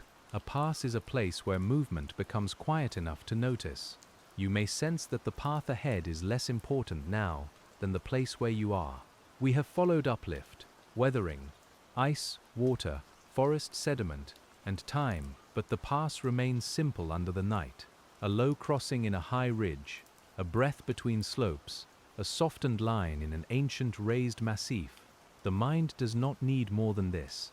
It can set down its questions and drift. Still, the landscape keeps offering detail if you want it. The ground may dip slightly, where runoff has used the trail. The stones may be angular near the ridge, and rounder near streams below. The plants may cluster where snow lingers, or thin where wind scours the surface. Each detail belongs to the same story. The Rila passes are shaped by uplift first, then endlessly revised by the surface world. There is a particular peace in understanding that revision does not undo the mountain. It completes the experience of it. A lifted ridge becomes meaningful because weather gives it texture. A pass becomes usable because erosion lowers it.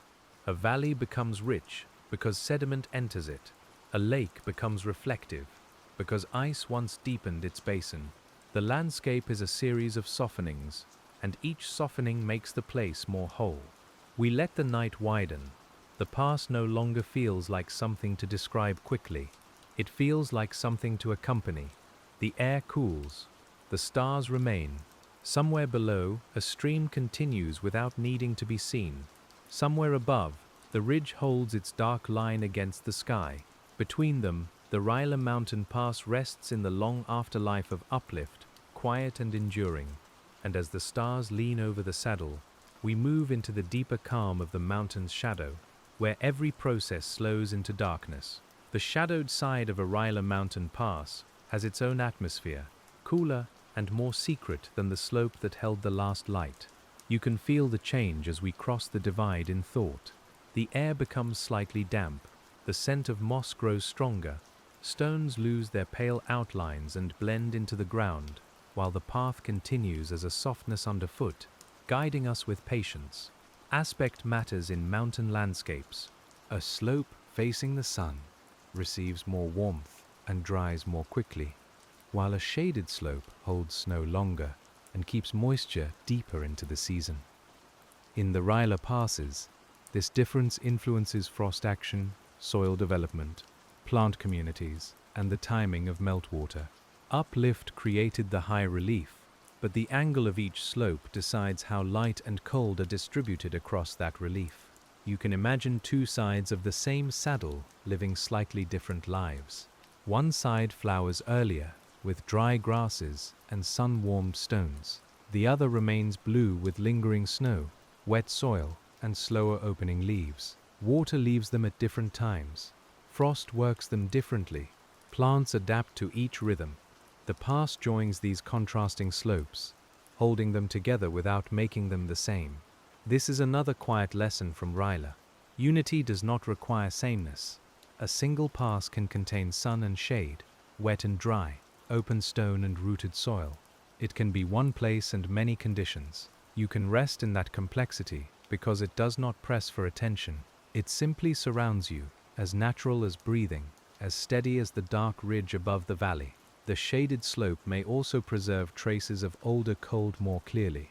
Snowbeds, damp hollows and frost-shattered stones can linger where sunlight is weaker. These features help shape the pass by concentrating moisture and delaying thaw. Over many seasons, their effects become visible in soil depth, vegetation patterns, and small channels. The mountain's uplift sets the stage, but shadow writes its own quiet details into the scene. Your senses slow as we enter that shadow. The smell is darker, more earthy. The air touches the face with a softer chill. The ground feels less crisp and more yielding where moisture has gathered.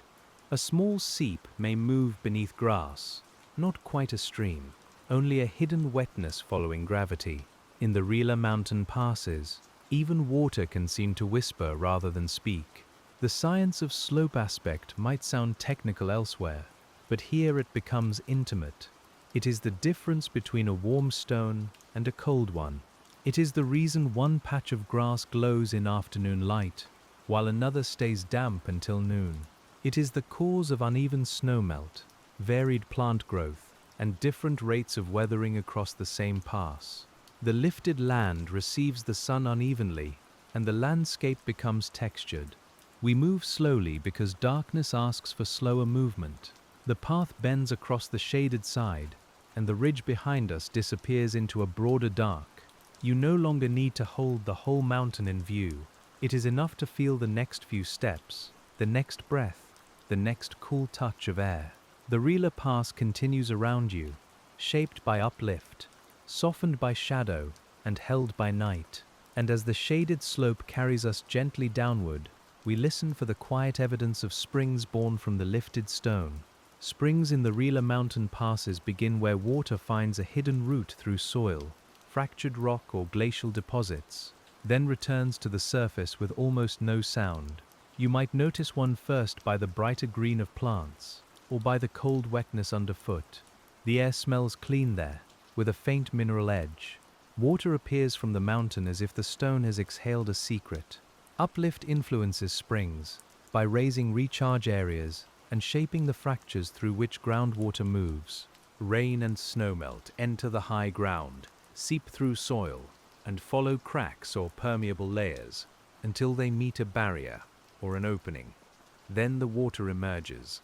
In a pass where slopes shift direction and rock structures may be exposed, small springs can appear along the margins, feeding rivulets that begin their journey toward the valleys below. You can kneel beside such a spring in imagination. The water is very cold. It slides over dark pebbles, clear enough to show every grain beneath it. Moss grows thick around the wet edge, and tiny leaves lean toward the constant moisture. The sound is not a splash, but a murmur so soft it seems to come from inside the ground. The Rila Mountain Pass gives this water a place to begin. Springs are part of the mountain's hidden circulation. What falls as snow near a ridge may melt, disappear into the ground, and re-emerge later in another place. The route may be short or long, simple or complex. Along the way, water interacts with minerals, temperature, and pressure. It carries a subtle signature of the rock it has touched. In this way, the uplifted interior speaks through clear water. The presence of springs can shape the pass in small but persistent ways. Wet ground weathers differently from dry ground. Moss and sedges may stabilize soil near the seep. Freeze-thaw cycles may intensify where water is abundant. Tiny channels may form and deepen during melt seasons. Over time, even a modest spring participates in carving the saddle and feeding the valley network that defines the pass. You may feel how restful it is to imagine water emerging without force. It does not burst, it appears. It gathers itself in a shallow thread and begins to move. There is a quiet confidence in that beginning. The mountain does not need to hurry the water outward. Gravity is patient, and the slope knows the way. We follow only in thought, keeping the pace soft enough for sleep. Around the spring, the temperature feels different. The water may cool the air in summer and resist freezing briefly in early winter. Plants respond to that steadier moisture. Insects may gather in warm seasons. Sediment settles where the flow slows, and tiny mineral stains may form on stones. These are small signs, but the Rila passes are made of small signs added to great forces. The night around us is now very quiet. The spring is the only sound close enough to hold. Above it, the lifted ridge is dark. Below it, the valley waits. Between them, water begins as a thin line through moss, carrying the memory of snow, stone, fracture, and height. You can let that line become a thread through your breathing, steady and cool, passing gently through the mind. And as the spring slips away into darkness, we rise again in imagination toward the broad saddle where the pass opens beneath the sky. The broadest Rila mountain passes can feel almost like high meadows, with ridges set back and the crossings spread wide under open air. In such a place you may not notice the divide at first. The ground rolls softly, grass moves in low waves, stones lie half hidden in soil. Only after a while do you realize that water would leave one edge in one direction and the far edge in another, parted by a barely visible crest. Broad passes often reflect longer histories of erosion, structural lowering, or glacial modification. Where rock has weathered evenly, or where ice and water have widened an original saddle, the crossing may feel spacious rather than narrow. Uplift made the height, but the surface processes spread the form. The result is a pass that does not pinch the landscape, but opens it, allowing wind, light, and movement to pass through gently. You can imagine lying back in the grass there, with the ground cool beneath you and the sky filling most of your vision. The mountain does not loom from this angle, it supports. The ridges are present at the edges, but the pass itself feels calm and level enough for the body to release tension. A faint smell of crushed grass rises nearby, mixed with stone, dew, and the far resin of trees. The soil in a broad saddle may be deeper than on sharper ridges, because material can accumulate where slopes ease. Water may linger briefly after snowmelt or rain. Plants may form a more continuous cover, yet the pass remains alpine or subalpine in character, shaped by exposure, cold and thin growing seasons. The Rila Mountain passes balance openness with restraint, offering enough shelter for life without losing the feeling of height. In such a place, uplift is felt less as steepness and more as altitude. You do not need cliffs to know you are high. The air tells you, the sky tells you, the plant forms tell you, the coolness after sunset tells you, the valleys at the margins tell you when the land begins to fall away. A broad pass can be one of the gentlest expressions of a raised mountain range. The surface may seem smooth from a distance, but closer attention finds many small undulations.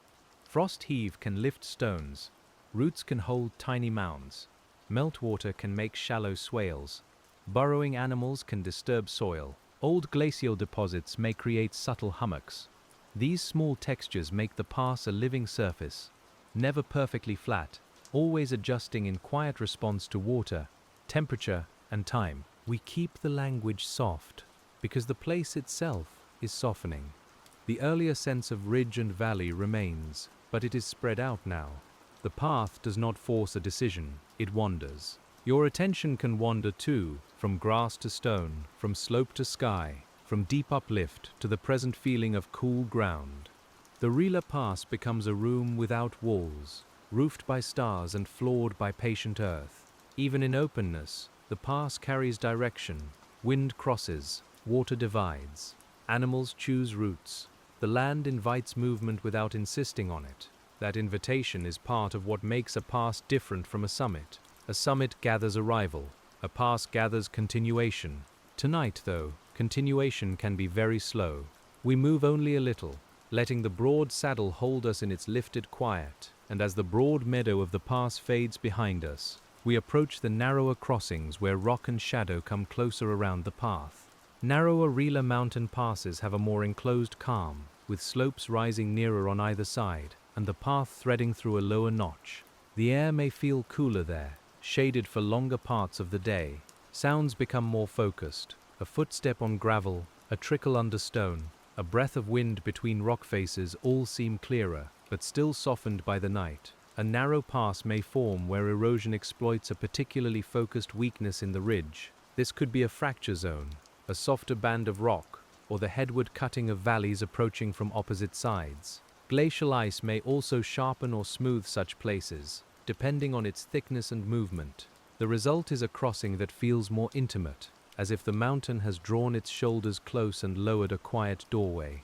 You can feel the stone beside you in imagination. It is cold, perhaps slightly damp where shade has kept moisture from drying. Lichen marks its surface in pale patches. A small fern or alpine plant grows from a crack where soil has gathered. The path narrows but does not hurry. It simply asks for attention, one gentle step after another, through a place where uplifted rock remains close enough to touch. The closeness of rock makes structure easier to sense. You may see joints running through an outcrop, lines where the stone has broken under stress.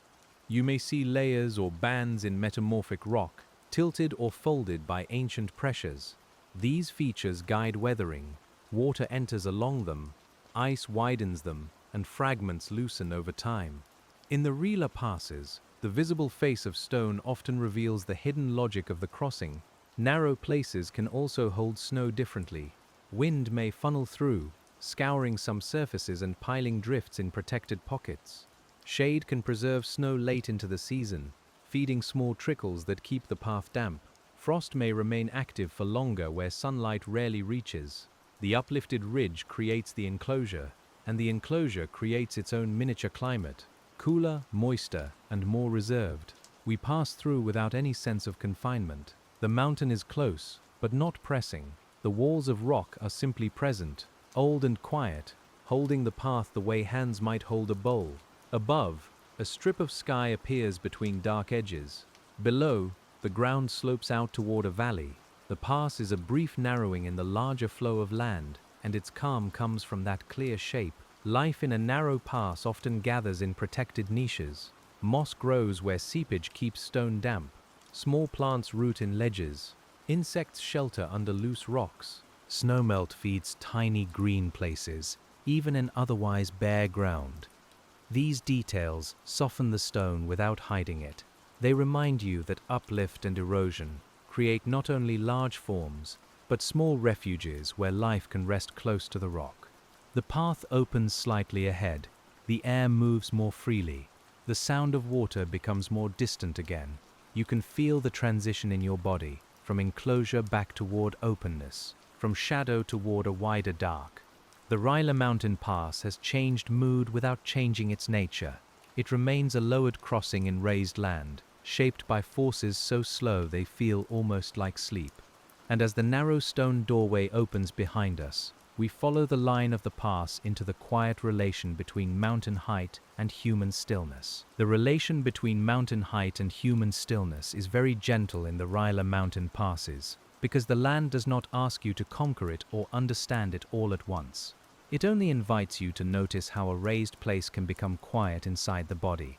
You stand in the lowered saddle, with the ridge behind you and the valley ahead, and your breathing begins to match the slow shape of the ground.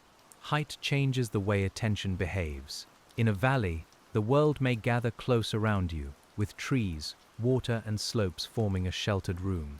On a summit, the view can feel wide and bright, but in a pass, especially in the Rila Mountain passes, the mind finds a middle condition. You are high enough to sense the lifted range, but low enough to feel held by the surrounding ridges. This middle condition is one of the quiet gifts of uplift. The earth rose, and the surface answered by making thresholds. Those thresholds are places where movement can slow rather than stop, where the path can cross without needing to climb the highest crest. You feel that in your legs, even in imagination. The pass receives the body kindly. It lowers the mountain just enough for rest to enter the journey. The science remains with us, but it does not harden the mood. Uplift created elevation. Elevation created relief. Relief allowed water and ice to carve valleys deeply enough that the remaining divides became meaningful. Where those divides were lowered by structure, weathering, or glacial shaping, passes appeared. In Rila, that chain of causes becomes a lived softness, a walkable line between raised slopes and falling waters. You may imagine the stars fading a little as a thin veil of cloud moves overhead. The pass becomes darker but not less present. The ground still leans. The air still cools. The smell of wet grass and stone still rises around you. These sensory details are not separate from geology. They are geology translated into night air, into moisture, into the slow comfort of being held in a natural place. Human stillness in such a pass is not empty stillness. It is attention resting in proportion to deep time. Your body is brief beside the mountain, but not unwelcome. Your breath belongs to the same air that moves over ridges and through valleys. Your warmth meets the cold of stone. For a little while, you are one small part of the Rila landscape, quiet enough to feel how uplift has shaped the ground beneath you. And as that stillness settles, we let the path turn toward the old snow lines, where the raised Rila slopes once held colder seasons more deeply. The old snow lines of the Rila Mountain passes are not drawn clearly on the ground now, but their influence remains in basins, slopes, and softened thresholds. When climates were colder, snow survived higher in the range and gathered year after year into glacial ice. You can imagine the pass under that ancient cold, not with fear, but with a hushed sense of weight.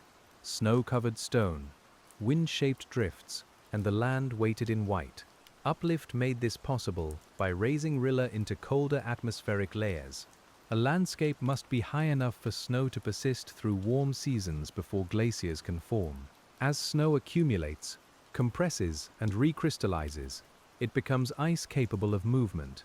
That ice then follows gravity, flowing from high basins into valleys, scraping, deepening, and smoothing the rock below. The passes, already shaped by structure and erosion, were touched by that cold movement. You can feel the old snow line as a kind of memory in the present air. Even without snow, the pass carries a chill after sunset. The grass grows low, the stones seem accustomed to frost. The basins nearby hold lakes and wet hollows where ice once lingered. In the Rila Mountain passes, uplift and glaciation are not separate stories. The height allowed the cold, and the cold refined the height. Where glaciers formed in cirques, they cut back into ridgeheads, sometimes lowering divides and sharpening ridgelines. Neighboring cirques could erode toward one another, leaving narrow arêtes or lowered saddles between them. Some passes may be influenced by such glacial headward erosion, where ice carved from opposing sides and helped open the high crossing. The result is a landscape that feels both strong and softened, shaped by pressure that moved almost like sleep. The word glacial can sound immense, but tonight we keep it close to the senses.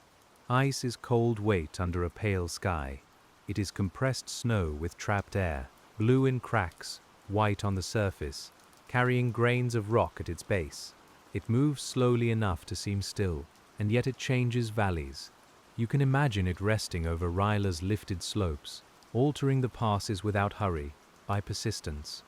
When the climate warmed and the ice withdrew, it left behind basins, thresholds, moraines, and exposed rock surfaces. Meltwater began to occupy the new shapes. Plants entered slowly, soil developed where fine material collected. Frost continued the work in the absence of thick ice. The Rila Mountain passes became post-glacial landscapes, but the old ice did not vanish from their form. It remained as curvature, hollowness, scattered stone, and lake-held reflection. You may picture a morning long after the ice had retreated, when the first grasses began taking hold on a damp saddle. The ground would have been raw, with loose sediment, cold water, and bare stone. Season by season roots entered. Moss spread, fine soil gathered, the pass softened into something walkable and living. Uplift gave the stage, ice shaped the stage, and life slowly made it habitable. Even now, winter continues to echo glacial conditions in miniature. Snow accumulates, wind redistributes it, meltwater runs, frost enters cracks. Small seasonal snow patches perform a faint version of the older cold work, though on a much smaller scale. The pass still belongs to cold, just less completely than before. You can feel that inheritance in the night air, and it makes the Rila landscape seem ancient without becoming distant. And as the old snow lines fade into the present dark, we follow the meltwater they once fed toward the quiet rivers born from the high passes. The rivers that leave the Rila Mountain passes begin with smallness, with snowmelt, springs, seepage, and clear threads of water gathered from slopes. You may hear them before you see them, faintly below the saddle, moving through stones with a low, unhurried murmur. The sound is soft enough for sleep. It carries the lifted mountain downward, one cold line at a time. Uplift gave these waters gradient, and gradient gave them the ability to cut valleys. A stream born high in Rila has energy because gravity draws it from elevation toward lower basins. As it travels, it erodes its bed, transports sediment, and helps define the ridge systems around it. Over long periods, the headwaters cut back toward divides, shaping the passes from both sides. The stream is small now, but its ancestry is immense. You can imagine following one young stream from a wet hollow near the pass. At first, it is only a shining line between grasses. Then it finds stones and begins to make a sound. It gathers another trickle, then another, until its voice is steadier in the valley. The water remains cold, carrying the taste of granite, moss, snow, and shadow. It is the mountain leaving itself gently, with clarity. The Rila Mountain passes divide water into different drainage paths, and this divide gives them a quiet importance. A drop falling on one side may join one valley system, while another drop nearby enters a different course. The pass is therefore a line of decision, though no decision feels dramatic. Water simply follows slope. The land has been raised, tilted, carved, and softened, and the water accepts the shape it has been given. Streams deepen valleys by abrasion, plucking, dissolution, and the transport of loose material, though each process feels gentler when heard in moving water. Pebbles knock softly in high flow. Sand slides along the bed. Minerals dissolve slowly where chemistry allows. Banks adjust. Channels migrate slightly. The stream's work is continuous, and because the mountain remains high, that work continues to translate uplift into valley form and pass relief. The sensory world beside the stream is cooler and more enclosed. Water chills the air close to the ground. Moss grows richer on shaded stones. The smell of wet mineral surfaces rises clearly, mixed with root and leaf. In moonlight, the water may show brief pale flashes where it curves around rocks. We walk beside it only in thought, letting its sound become a steady thread through the dark. Rila's rivers also connect the high passes to the wider landscape beyond the range. Sediment from the uplifted slopes travels downward, and water from snow and rain joins larger channels that eventually leave the mountain world. This connection matters because a pass is never only a high place. It is part of a network. Height feeds flow, flow shapes valleys, valleys define ridges, and ridges make the pass visible. You can rest in that network without needing to hold all of it at once. It is enough to hear the stream. It is enough to feel the coolness near it. It is enough to know that the water began near raised stone and will continue through lower ground. The Rila Mountain passes remain behind and above, but their influence moves with the water, carried quietly beyond the saddle. And as the young stream turns through shadowed stones, we lift our attention back to the divide, where the pass holds the first separation of waters. Height feet. The divide within the Rila Mountain passes can be very subtle, especially when the saddle is broad and grass-covered. You may cross it without noticing the exact place where drainage changes direction, yet that barely visible crest matters. On one side, water leans one way. On the other side, it leans elsewhere. The pass holds the parting so gently that it feels less like division and more like balance. Uplift created the broad height from which these divisions could form. As the land rose, streams organized themselves around the new relief, cutting valleys and establishing watersheds. Divides formed between neighboring drainage basins, sometimes shifting over time as erosion worked more strongly on one side than another. A mountain pass often marks a lowered point along such a divide. It is both an opening for crossing and a boundary for water. You can imagine rain falling softly on the pass after midnight.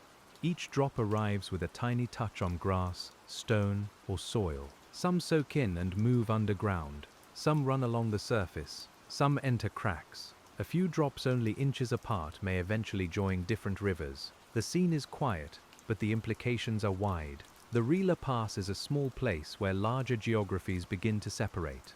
There is something restful about a boundary that does not need a wall.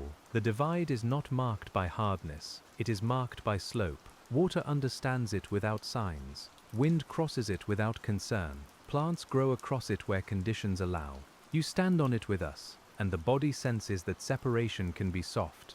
The land can guide different journeys while remaining whole in itself. Over long time, drainage divides migrate.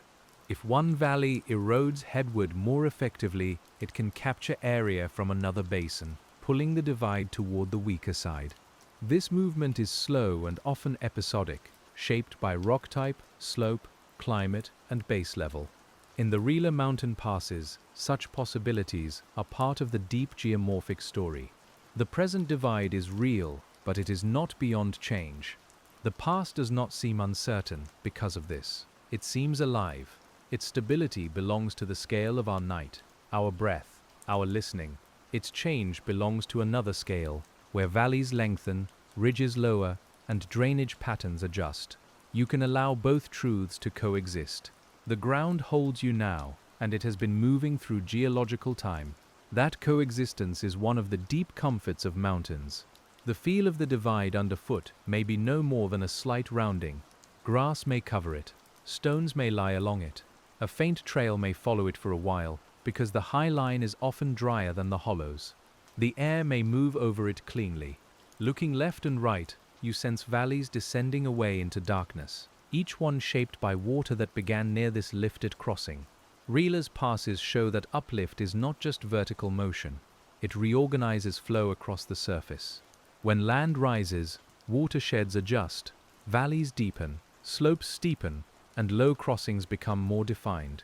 The mountain's height creates choices for water, and those choices become part of the landscape's enduring pattern. You can feel that pattern in the quiet dip of the saddle and the cool air resting over it. And as the divide holds its soft balance beneath the night rain, we turn toward the stones scattered across the pass, each one a small traveler from the lifted ridge. The stones scattered through the Rila Mountain passes may look as if they have always rested where they are, but many have moved in small ways across the slope. Some have fallen from higher outcrops. Some were carried by ice. Some shifted downslope through frost heave, soil creep, or meltwater. You can imagine picking one up. It is cool, heavy, and faintly damp, with a history far larger than its size. A stone in the pass may tell us about its source. Angular blocks often have not traveled far from the outcrop that released them. Rounded stones may have been worked by water or ice. Mixed sizes may point to glacial deposits or slope processes. The Rila passes contain these clues quietly, without arranging them for display. They lie among grasses and moss, part of the ground's ordinary texture. Uplift raised the parent rock into weathering zones where frost, water, and gravity could break it apart. Before uplift, those same rocks may have been buried or less exposed to alpine conditions. Once elevated, they met cold nights, strong seasonal contrasts, and glacial ice. Fractures opened, blocks loosened. Stones began their slow surface journeys. The scattered material across a pass is the lifted mountain becoming mobile, piece by piece, under a clear sky. You can feel the difference between a large boulder and a fine gravel patch. The boulder holds cold deeply and offers a stable surface for lichen. Gravel shifts underfoot with a dry whisper, or darkens quickly when wet. Sand gathers where water slows. Fine silt may settle in damp hollows, making soil for grasses. Each texture changes how the pass feels to the body, and each texture comes from the long work of rock breaking down. Some boulders in high Rila landscapes may have been transported by glacial ice and left behind when the ice melted. These erratic or glacially moved stones can seem quietly out of place, though the glacier understood their journey. They may rest on smoother bedrock or in meadows, carrying the memory of a colder system. In the pass, such stones become markers of ancient movement now stilled into rest. Other stones move by periglacial processes, especially where freezing and thawing repeatedly disturb the ground. Frost can lift stones toward the surface, sort particles by size, and create patterned ground in some alpine settings. On slopes, freeze-thaw and gravity can produce slow creep of debris. These processes may be subtle in the Rila passes, but their influence belongs to the high, cold environment created by uplift. We pause beside a stone that has gathered lichen on one side.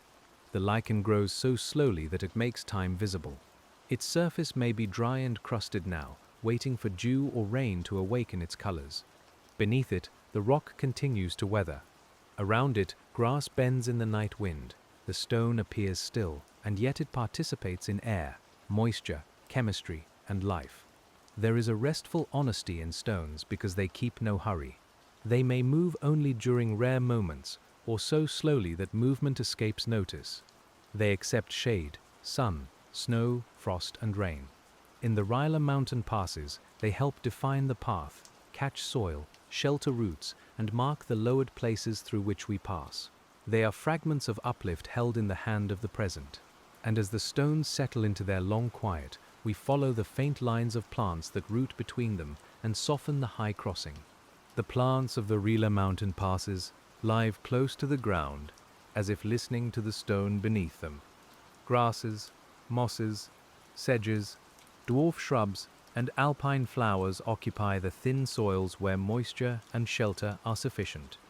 You can imagine their scent after rain, clean and faintly sweet, mixed with the mineral coolness of wet rock. Their presence turns a geological crossing into a living threshold. Uplift shaped the conditions these plants must meet. Higher elevation means cooler temperatures, shorter growing seasons, stronger winds, and longer snow cover in some places. The pass modifies those conditions locally, with shelter in hollows, exposure on crests, and moisture near springs or snowbeds. Plants respond to these small differences. They grow low where wind is strong, cluster where soil deepens, and bloom quickly when warmth returns. You may picture summer in the pass, though our night remains calm around us. The grasses are brighter then. Small flowers open close to the ground, their colors held against stone. Bees and other insects move slowly during warm hours, visiting blooms that have waited through long cold months. By evening the warmth drains away, and the plants close or still themselves. The Rila Pass resumes its cool hush. Plant roots do quiet geological work. They help bind soil, reduce surface wash, and create tiny pockets where water can linger. As roots grow into cracks, they may widen them slightly. As plants die back, they add organic matter to the thin soil. Over many seasons, vegetation changes how the pass erodes. It does not stop erosion entirely. It moderates it, softens it, and gives the surface more ways to hold together. Lichens are especially patient companions of uplifted stone. They can colonize bare rock where soil is absent, drawing moisture from the air and surviving long, dry periods. Their slow chemical weathering contributes tiny amounts to the breakdown of mineral surfaces. In Rila's passes, lichens make the exposed rock feel less stark, marking it with pale greens, yellows, grays, and oranges, all muted under the moonless dark. The presence or absence of plants also tells us about snow and wind. Where snow lies too long, the growing season may be short, favoring certain snowbed species. Where wind strips snow away and exposes the ground to cold, vegetation may be sparse and tough. Where meltwater collects, sedges and mosses may thicken. The pass becomes a living map of microclimate, and microclimate exists because uplift made altitude and relief. You can imagine brushing your hand over the grass as we move slowly along. It is cool with dew. It bends easily and springs back only a little in the night air. Beneath it, soil may be no deeper than your fingers, yet it holds a whole community of roots, microbes, and tiny invertebrates. The lifted mountain has become habitat in the most modest and intimate way. These plant communities also change through time as climate shifts, snow patterns alter, and soils develop. A pass that was once raw after glacial retreat may gradually gain more continuous vegetation.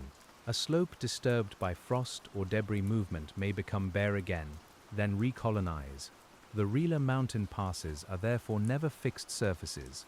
They are living balances where geology and ecology adjust together across quiet years. And as the rooted ground darkens beneath the dew, we move toward the colder hollows where snow lingers and the pass remembers winter most clearly. The colder hollows near the Rila Mountain passes hold night differently, as if the air there settles more deeply and stays longer. You can feel it when the path dips slightly, and the scent of damp soil grows stronger. These hollows may collect snow, mist, and cold drainage from surrounding slopes. They are small basins of chill within the larger lifted landscape, and they keep a special memory of winter. Cold air drainage happens because denser cool air flows downslope and collects in low places during calm nights. In mountain passes, this can create pockets where frost is more frequent or where snow persists longer. The shape of the land, made by uplift and erosion, decides where that cold air gathers. A slight hollow can become a frost pocket. A shaded saddle can hold winter's touch well into spring. You can imagine early morning in such a hollow with frost silvering every blade of grass. Stones appear rimmed in white. The air smells clean and faintly metallic. The first sunlight touches the ridges before it reaches the ground below, so the hollow remains blue and cold a while longer. In that delay, the Rila Pass reveals how topography shapes temperature, and temperature shapes the life and weathering of the surface. Frost pockets influence plants by shortening the growing season and selecting for species that tolerate cold. They influence soil by affecting moisture and freeze-thaw frequency. They influence weathering by allowing ice to form repeatedly in cracks and pores. These are small effects in any single night, but across many seasons they matter. The uplifted pass creates the hollow, and the hollow creates its own patient conditions.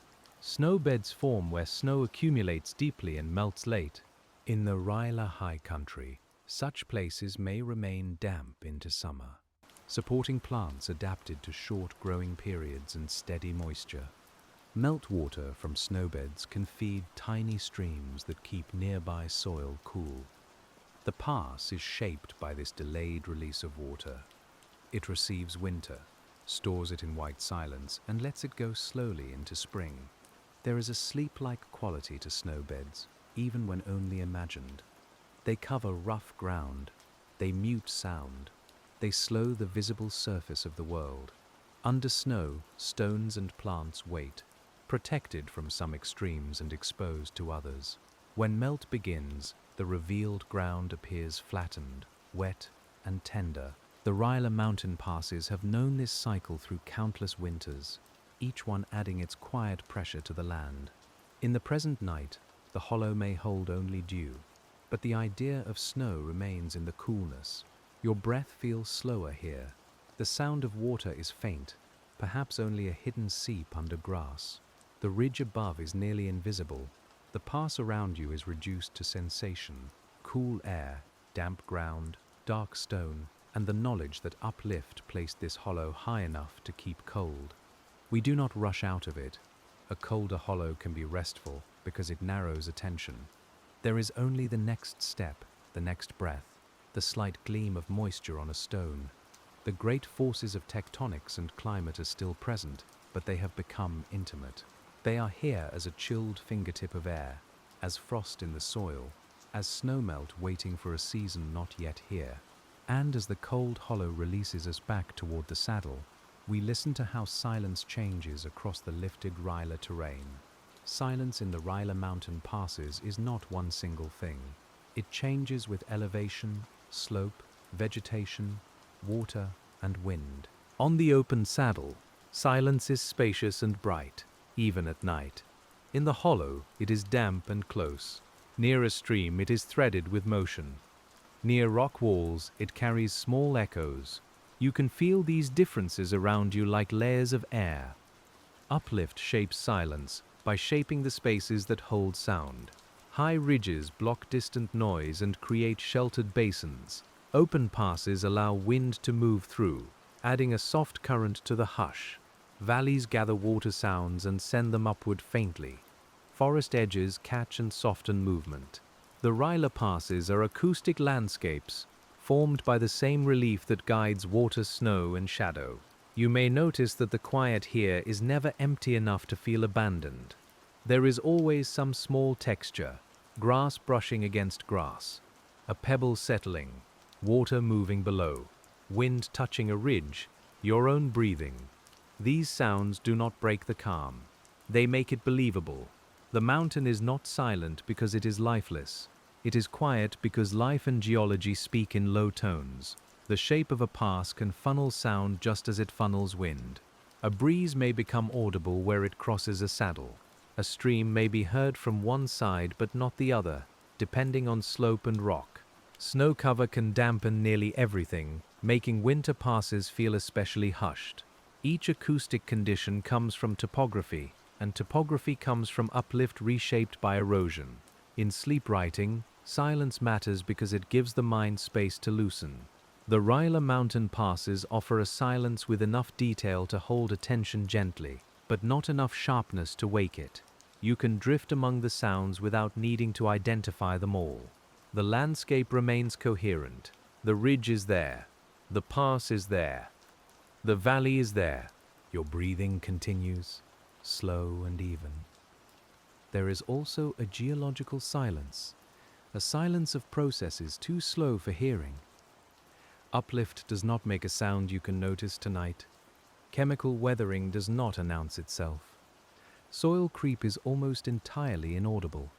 Lichen growth is beyond sound. Yet these silent processes have made the forms that shape every audible thing around us. The quiet you hear rests on a deeper quiet you cannot hear. You can let that deeper quiet settle around your thoughts. It is older than the wind, older than the stream, older than the night insects that may move in summer grass. It is the quiet of stone under pressure, of crust rising slowly, of ice flowing without haste, of valleys lengthening across time. In the Rila mountain passes, that quiet is not remote. It is under every step. As the night continues, even the small sounds become softer. The wind eases. The stream seems farther away. The dew thickens. Your attention no longer reaches for detail as firmly. The pass remains, broad and dark, a lowered place in raised land, holding the calm evidence of uplift and all the patient forces that followed. And as silence deepens across the saddle, we let the darkness show us the shape of the pass without the distraction of color. Darkness in the Rila mountain passes removes the bright surface of things and leaves the deeper shape behind. Without color, you notice outline, slope, temperature, and space. The ridge becomes a dark margin, the valley becomes a cool absence, the path becomes a slightly paler thread underfoot. You do not need more. The pass can be understood by feeling. In daylight, the eye may be drawn to flowers, lake reflections, distant peaks, or shifting clouds. At night, the land simplifies. This simplification can make the role of uplift clearer, because the essential forms remain. High ridges, lower saddle, descending valleys, open sky.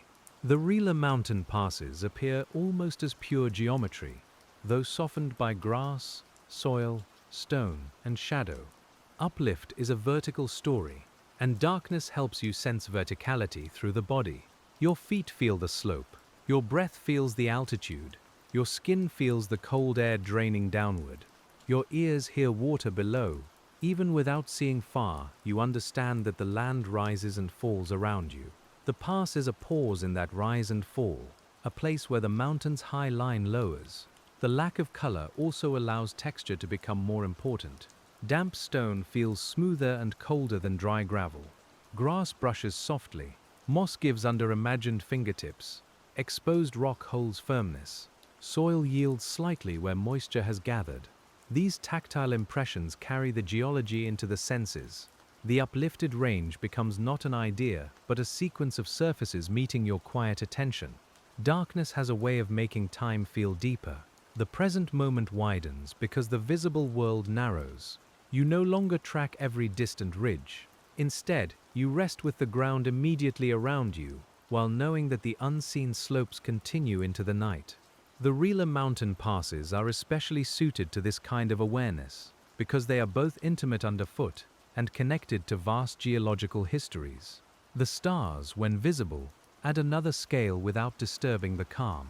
Their light has traveled far, while the rocks beneath you have traveled upward from depth through uplift and exposure. Both journeys are too large to feel directly, yet both arrive here in a simple scene. A cold pass, a dark ridge, a breathing listener, a guide beside you in words, keeping the pace slow and steady. We remain careful with the mood. There is no threat in this darkness. It is only the natural absence of daylight resting over an old mountain. The pass is not hidden from us so much as softened. Its details wait until morning. Its shape is enough for now. You can let your eyes close, if they want to, and still feel the Rila landscape holding its form around you. And as darkness smooths the colors from the stones, we move toward the pale memory of dawn that will eventually return to the lifted ridges. Before dawn reaches the Rila mountain passes, the air often feels coldest, as though the night has finished settling into every hollow and stone. You can imagine that hour without leaving our calm darkness. The sky begins as deep blue-black, then a faint silver gathers behind the ridges. The pass remains still, carrying dew, frost, and the soft heaviness of waiting.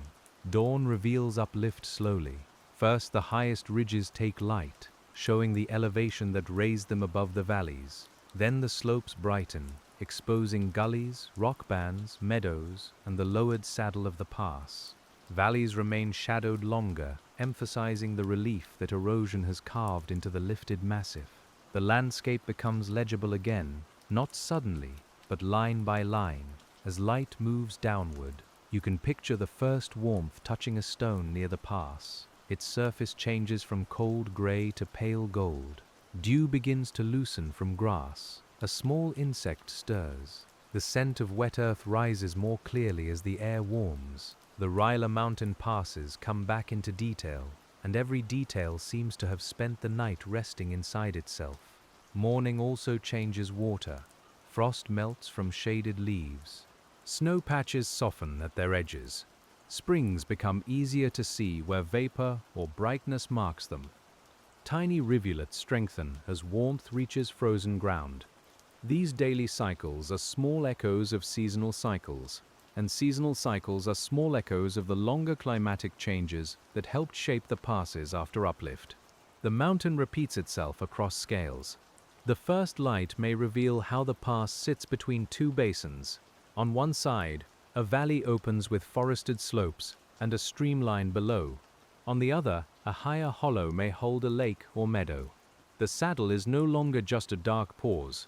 It is a visible meeting of roots, drainage, weather, and rock. Yet its calm remains. Daylight does not make the pass less gentle. Uplift shaped the Rila passes by raising the land into the sky. But dawn shows how the sky answers. Temperature shifts. Light angles change. Winds begin to move upslope as surfaces warm. Plants open to the day. Water changes its flow. The raised land creates atmospheric conditions, and the atmosphere returns to shape the land. This exchange happens every day, softly and without announcement. You may feel your own body respond to imagined dawn, even while the script remains quiet enough for sleep. A little warmth enters the scene. The colors return, muted at first. The path becomes clearer, but we do not use that clarity to hurry. We let dawn be another slow process, another kind of uplift, light rising through the pass, while the old stone remains calm. The Rila Mountain passes at dawn can make geological time feel tender. The same ridges that took millions of years to rise receive sunlight in minutes. The same stones that weather grain by grain glow briefly with morning color. The contrast does not disturb the mind, it soothes it. Long time and short time meet quietly in the pass, and both are allowed to be. And as dawn spreads over the high saddle, we follow the returning light across the slopes where erosion has drawn delicate lines into the uplifted land. The returning light reveals small channels across the Rila Mountain passes, some active, some dry, some only visible as faint depressions through grass. These lines are the handwriting of water on raised ground. You can imagine them filled after rain, silver and quick, then quiet again when the weather clears. They guide the eye gently downhill, from saddle to hollow, from hollow to stream, from stream to valley. Rills and gullies begin when water concentrates enough to remove soil or loose sediment.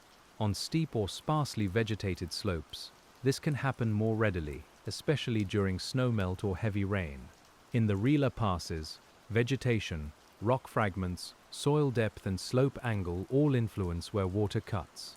Uplift created the elevation and gradient, but surface conditions decide the exact lines that water will take. A small rill may seem insignificant, but it is one of the first steps in valley formation. If flow returns often enough, the channel can deepen. If plants stabilize it, it may remain shallow. If sediment fills it, it may fade. The mountain is full of these negotiations. The pass is not carved only by grand glaciers and rivers. It is also shaped by small channels appearing, changing and disappearing through seasons. You can feel the channels underfoot, where the path crosses them. The ground dips, the soil may be damp, pebbles collect in the low line. Grass grows thicker along the edges if moisture lingers. In morning light, these details are quiet but readable. They show how water takes the uplifted surface seriously, exploring every slight weakness and every offered slope. Some channels may follow fractures in the underlying rock. Others may develop where animals, snowmelt, or previous flow disturbed the soil. Once a line exists, water often returns to it, deepening the path of least resistance. This is how landscapes develop memory. A flow line becomes a channel influences future flow. The Rila Mountain passes remember water not with words, but with shape. The sound after rain would be delicate here. Not a single loud stream, but many small voices moving over grass, gravel, and stone. Droplets falling from plants, thin flows joining, water slipping into cracks. These sounds would pass through the air like a quiet woven fabric. We listen to them in imagination, and the pass feels alive with gentle motion. As the sun warms the ground, some of that water evaporates, returning to the air. Some enters soil, some continues downward, some nourishes mosses and roots. Every path matters. The uplifted mountain becomes part of the water cycle not only through rivers and snow, but through dew, seepage, vapor, and temporary wetness held in small places. The Rila passes are full of such delicate exchanges. The lines of erosion do not make the pass feel worn out. They make it feel known by water. Each small channel is a touch repeated often enough to leave a trace. Over long time, such traces may grow into larger forms, or they may be erased by frost, vegetation, sediment, or new flow. The landscape is not fixed into one drawing, it is continually revised, lightly, by water. And as the delicate water lines descend from the saddle, we turn toward the high ridges above them, where the strength of the lifted rock holds the skyline. The ridges above the Rila Mountain passes hold the skyline with a quiet firmness. Their dark or sunlit forms reminding us that not all raised land lowers at the same pace. Some rock resists, some slopes stand longer, some crests remain high while nearby saddles soften. You look up from the pass, and the ridges seem to breathe slowly against the sky. Rock strength influences mountain shape. Hard crystalline rocks can maintain steep slopes and high ridges, especially where fractures are less dense or weathering is slower. More fractured or less resistant zones may be lowered more easily by frost, water, and ice. This contrast helps create passes. The Rila landscape is therefore a study in uneven endurance, where uplift raised many rocks together, and erosion sorted their responses. You can imagine a ridge as a long spine of stronger stone, exposed to wind and weather but still holding height. Along it, certain points lower into saddles, and those saddles become passes. The difference may be subtle from far away, but from within the landscape it matters deeply. A pass changes movement, drainage, snow accumulation, and ecological connection. A small lowering along a ridge can shape an entire experience. The texture of ridge rock differs from the gentler ground of a pass. It may be blockier, sharper, and more exposed. Soil is thinner, vegetation is sparser, wind is stronger, snow may be scoured away. The pass below receives some of what the ridge releases: fragments of stone, cold air, meltwater, and shadow. In this way, the high crest and the lower saddle remain in quiet relation. Uplift can raise an entire massif, but erosion creates hierarchy within it. Summits, ridges, saddles, basins, and valleys emerge as different parts of the same raised surface respond differently to weather and gravity. The Rila Mountain passes occupy the lowered points in that hierarchy, not lesser in beauty, but gentler in function. They are where the mountain's raised body makes room for crossing. The morning or evening light along the ridge can reveal fractures and ledges. Shadows gather in cracks, pale minerals catch brightness, loose blocks rest at angles, waiting through seasons. You do not need to climb there. From the pass, it is enough to see how the ridgeline rises and how the saddle lowers beneath it. The whole scene becomes a calm lesson in contrast. There is comfort in the fact that the pass is not the highest place. It does not need to be. Its purpose in the landscape is different. It carries movement, exchange, and rest. The ridge holds the sky, while the pass holds the way through. Both were shaped by uplift. Both are weathered by time, and both belong to the same quiet mountain range. You may feel this distinction within yourself too. Not every part of rest needs to rise.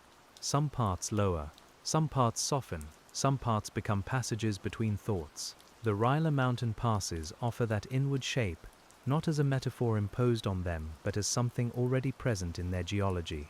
They are lifted land, made gentle enough for stillness, and as the ridges keep their calm watch above us, we follow the pass into the long seasonal rhythm that continues shaping it year after year. The seasonal rhythm of the Rila Mountain passes moves slowly enough that each change feels like a continuation rather than an interruption. Winter lays snow across the saddle, spring releases water, summer opens flowers and warms stone. Autumn cools the grasses and sharpens the air. The same uplifted ground receives each season in turn, and each season leaves a small trace.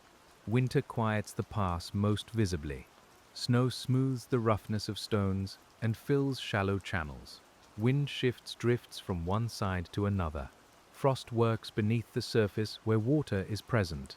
The pass may appear simple, almost unmarked, but beneath the white cover temperature gradients, moisture movement and pressure continue to influence soil and rock. Uplift placed the saddle in this cold realm, where winter can be a sculptor.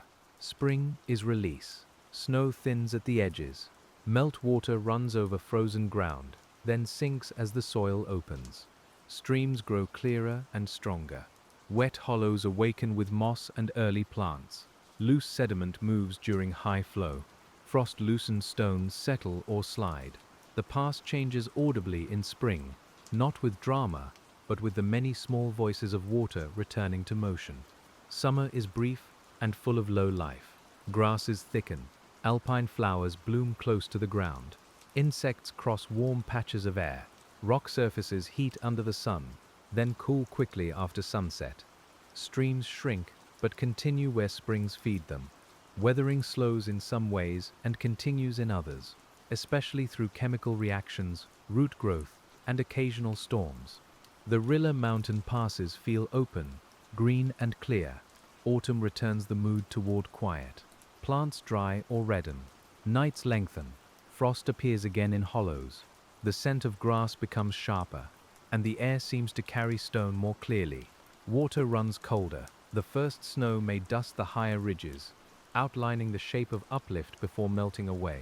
The pass begins to fold back into winter, not abruptly, but as a long exhale. Across these seasons, the basic form remains. The saddle still lowers between ridges. The valleys still descend. The rock still holds its ancient structure. But the surface expression changes continuously. This is how the Rila passes stay alive as landscapes. Uplift gave them a form, and seasons keep touching that form, adding moisture, frost, growth, decay, and light in recurring cycles. You can imagine visiting the same pass in each season and recognizing it differently. Under snow, it is smooth and muted. In spring, wet and bright. In summer, fragrant and open. In autumn, clear and spare. Yet the underlying shape remains, the lowered crossing through raised land, the same quiet line made by uplift, erosion, and time. Familiarity and change rest together in the saddle. There is a sleep rhythm inside the seasons, covering, releasing, opening, closing. The mountain repeats this rhythm without effort. Your own breathing can follow it, slow and even. Inhale like spring water gathering. Exhale like autumn air cooling. Pause like winter snow over stone. The Rila Mountain passes hold that rhythm in the land, and we move with it gently. And as the seasons pass over the saddle, one by one, we drift toward the longer climate rhythms that shaped the high Rila landscape before the present night. Long climate rhythms have touched the Rila Mountain passes many times, changing snow, ice, vegetation, water, and erosion across periods much longer than a single season. The present calm does not erase those changes. It rests on top of them. You can imagine the pass as a quiet surface beneath which older climates remain, like layers of cool sediment at the bottom of a clear lake. During colder periods, glaciers expanded in high basins and snow lines lowered. During warmer periods, ice retreated, vegetation climbed, soils developed, and streams adjusted to newly exposed ground. These shifts affected how passes formed and changed. Uplift made Rila high enough to respond strongly to climate cooling, while later warming revealed the glacially shaped terrain. The mountain's height turned climate into visible form. You can feel this history in the contrast between rounded basins and sharp ridges, between lake hollows and dry saddles, between frost-shattered stones and soft meadows. None of these features belongs to only one moment. They are inherited from many conditions. The Rila mountain passes are therefore not simply present-day crossings. They are archives of cold, warmth, water, ice, and recovery. Climate also influences erosion rates. More snow and ice can enhance glacial carving. More intense meltwater can move sediment strongly. Vegetation changes can stabilize or expose soils. Freeze-thaw frequency varies with temperature and moisture. In a high uplifted range like Rila, these factors interact in complex ways, but their felt result can be very simple. The pass changes slowly, holding memory in its slopes. You may imagine a time just after glacial retreat, when the ground was newly exposed and sparse. Then another time, when plants had returned and soils had begun forming. Then the present, where the pass carries both the hard clarity of rock and the softness of alpine life. These images do not need to arrive sharply. They can drift through your mind like cloud shadows across a meadow. Long climate change reminds us that landscapes are responsive rather than fixed. The pass answers snow, temperature, water, and vegetation patterns over time. It does not answer quickly. It adjusts through frost, flow, plant cover, and sediment movement. This responsiveness feels peaceful when viewed at the mountain's pace. There is no rush in it, only the steady rebalancing of form and condition. The night air around the pass belongs to the present climate, the present season, the present hour. Yet it carries echoes of colder pasts in every chilled hollow and glacial basin. It carries warmer intervals in the soils and plant communities that developed after ice withdrew. The Rila mountain passes hold these echoes without conflict. They are layered, patient, and open to the sky. You can let the idea of climate rhythm soften into sensation. Cold air on the face, damp grass underhand, stone that has known ice and sun, water that has moved through snow, soil, and crack. The science remains true, but it becomes restful because it is grounded in touch, smell, sound, and darkness. The uplifted pass becomes a place where vast change feels gentle. And as those older climate rhythms settle into the background, we return to the immediate path, where each step follows the shape made by uplift and slow wearing. The immediate path through the Rila mountain passes may be no more than a faint line across grass and stone, but it follows a deeper logic of the land. It avoids the steepest ridges. It uses the lowered saddle. It crosses where the mountain has already opened itself. You feel this in the ease of the route, in the way the ground seems to offer a quiet permission. Before any path is marked, the pass exists as a topographic invitation. Animals may use it because it is lower than the ridge. Water may define its edges. Wind may keep it open. Snow may lie differently along it. Later footsteps may follow the same logic, not creating the pass, but recognizing it. In Rila, the true maker of the crossing is uplift shaped by erosion, with life and movement responding afterward. You can imagine your steps slowing until they nearly stop. Gravel shifts softly beneath one foot. Grass brushes the other. The air is cool enough to keep you awake, only at the edge of awareness, while the rhythm of walking carries you towards sleep. The path is not straight. It curves where stone, slope, and water suggest a gentler way. The Rila Pass guides without speaking. A path often reveals the most stable or comfortable ground within a pass. It may avoid wet hollows, skirt boulder fields, or follow a slightly raised line between drainage channels. These choices mirror the land's own processes. Stable ground reflects soil, rock, slope, and water conditions. The route becomes a reading of the landscape, written by repeated movement over the form that geology has prepared. The feel of walking through a pass is different from climbing a peak. The effort softens. The body senses that the land has lowered. You may still be high, but the crossing has a horizontal calm. This is the gift of a mountain pass. It allows movement through elevation rather than only against it. Uplift raised the whole range, and erosion made a line where movement could become restful. The path may pass beside a shallow depression where water gathers after rain.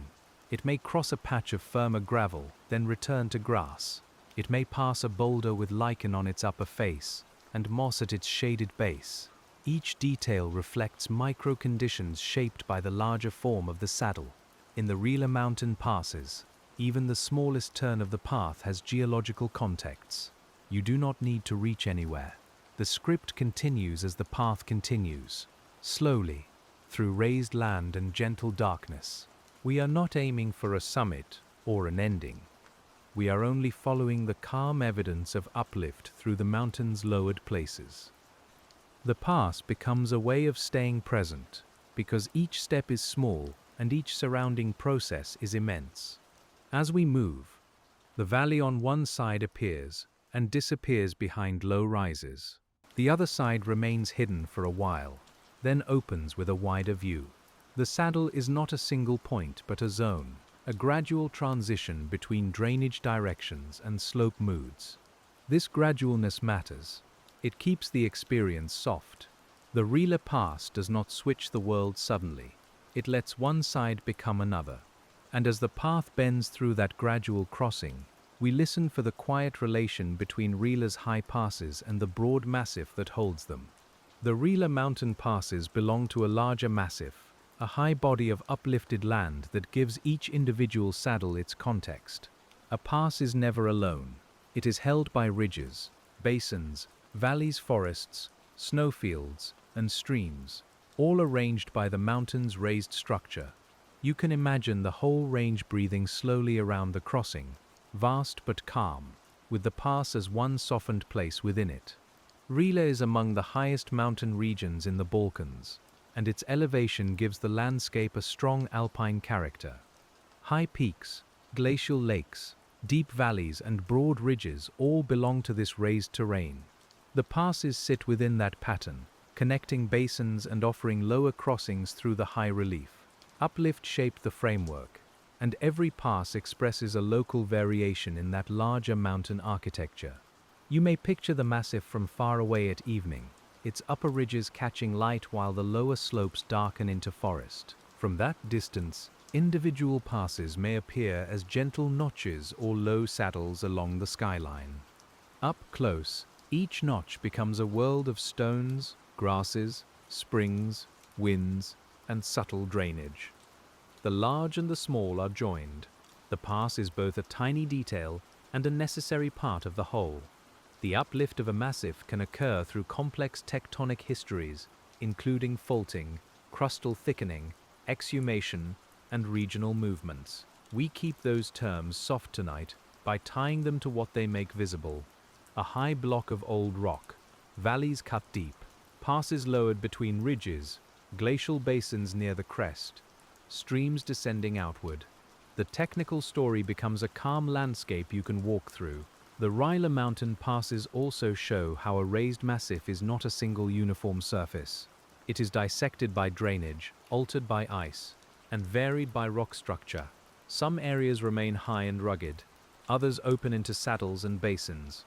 This variation gives the range its quiet richness. If uplift created the broad elevation, erosion and climate created the intimacy, the places where a listener can imagine standing still. You can feel the massive scale even from one pass. The air is broad, the horizon is layered, the valleys drop beyond immediate sight, the ridge behind you continues farther than you can follow in the dark. Yet the ground underfoot is specific, with a single stone, a single tuft of grass, a single breath of wind. Rila holds vastness and nearness in the same silence. This balance helps the mind drift. Too much vastness can feel abstract, but the pass keeps it tactile. Too much detail can feel busy, but the massif keeps it spacious. Together, they make a sleep landscape. You are in a real geological setting, shaped by uplift and weather. But you are also held in a simple sensory moment. Cool air, old stone, low saddle, open dark. The broad mountain body continues around us, though we follow only one crossing at a time. Other passes lie beyond other ridges, other valleys carry water away, other basins hold lakes under the night. Each place belongs to the same uplifted story, and each one has its own small weather, soil, sound, and light. The Rila Massif is not a backdrop, it is the deep structure of our rest. And as the massif holds its many passes in darkness, we drift toward the pale rock faces where uplift is written in fractures and bands. The pale rock faces near the Rila mountain passes can appear almost luminous at dusk or dawn. even when the rest of the slope is muted. Their surfaces show fractures, mineral bands, weathered edges, and ledges where small plants root. You can imagine standing close enough to feel their coolness without touching them. They smell faintly of rain, dust, lichen, and stone. In metamorphic rocks, banding may record ancient pressure and heat, when minerals reorganize deep within the crust. In igneous rocks, interlocking crystals may record cooling from molten material. Later tectonic forces fractured these rocks, and uplift eventually exposed them at the surface. The pass brings you near this deep history because lowered saddles often reveal outcrops along slopes and ridges, where weather has removed soil from the stone. Fractures are pathways. Water follows them, ice widens them, roots enter them, chemical weathering works along them. Over time, a fractured face sheds blocks and grains, contributing to the debris that gathers below. In the Rila Mountain passes, a rock face is not merely a wall. It is a slow source of sediment, shelter, moisture lines, and visual evidence of the forces that shaped the range. You may notice how the rock face changes with moisture. Dry stone looks pale and powdery. Wet stone darkens, and its mineral patterns become clearer. Lichen brightens after rain. Small channels glisten where seepage crosses the surface. These changes are gentle, temporary, and deeply connected to weathering. The same water that reveals beauty also participates in breaking the rock down over long time. Uplift exposed these faces by raising the rock and allowing erosion to remove overlying material. Without uplift and incision, many such surfaces would remain buried or less pronounced. The pass, as a lowered point through high land, often places us near exposed structure. We can see the mountain's interior skin, cooled by night air, marked by stress, and softened by lichen's patient touch. The sound near a rock face can be especially quiet. Wind may slide along it. A drip may fall from a ledge after rain. A small pebble may settle once and then stop. The face reflects a little sound back to you, making the space feel enclosed but calm. We stand there only briefly, letting the stone's stillness enter the pace of the narration. Such rock faces also influence microhabitats. South-facing surfaces warm quickly and may support different lichens or plants than shaded, damp walls. Cracks hold moisture. Ledges catch fine sediment. Overhangs shelter small pockets from direct rain or snow. The uplifted and fractured rock creates variety, and life finds the variety. In the Rila passes, geology becomes habitat at the scale of a hand. You can rest your attention on one crack in the stone. It may be narrow, dark, and cool, with moss at its lower edge. Water has entered it many times. Ice has pressed against it. Dust has settled inside it. A tiny root may follow it downward. The crack is a small sign of the mountain opening, not suddenly, but through repeated seasons and weather. And as the rock face fades behind us, we turn once more to the open saddle, where the uplifted land gives the sky room to settle close. The open saddle of a Rila Mountain pass gives the sky a way to become part of the landscape. There are fewer trees here, fewer walls, fewer close surfaces, and the air seems to widen in every direction. You can feel that openness as space above your head and coolness around your body. The pass is low compared with the ridges, yet it feels open to height. This openness exists because uplift raised the terrain, while erosion lowered the crossing enough to create a broad gap in the ridgeline. The sky enters through that gap. Wind enters too. Light moves differently there. Snow gathers and leaves according to exposure. Plants remain low. Water divides.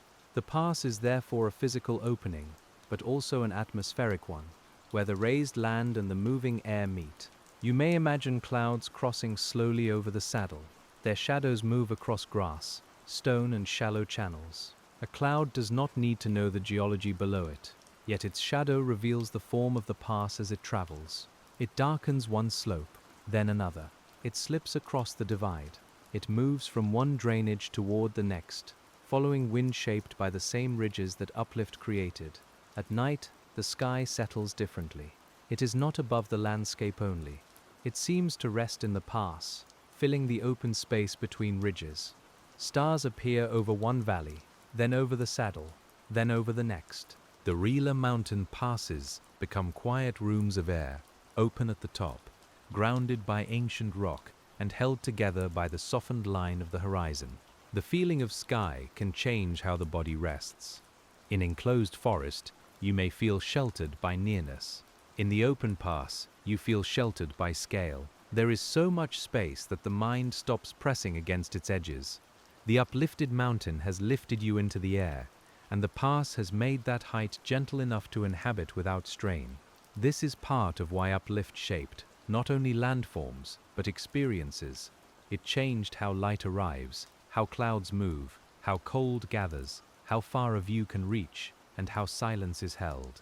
The Rila passes are the calm outcome of those changes. They are geological features, but they are also sensory arrangements, carefully made by forces that had no intention and yet produced peace. You can stand there with us for a while. The path is faint, the sky is wide, the ridges are dark and patient. Somewhere, water begins. Somewhere, stone loosens grain by grain. Somewhere, a root holds soil in a crack. Nothing needs to be brought forward sharply.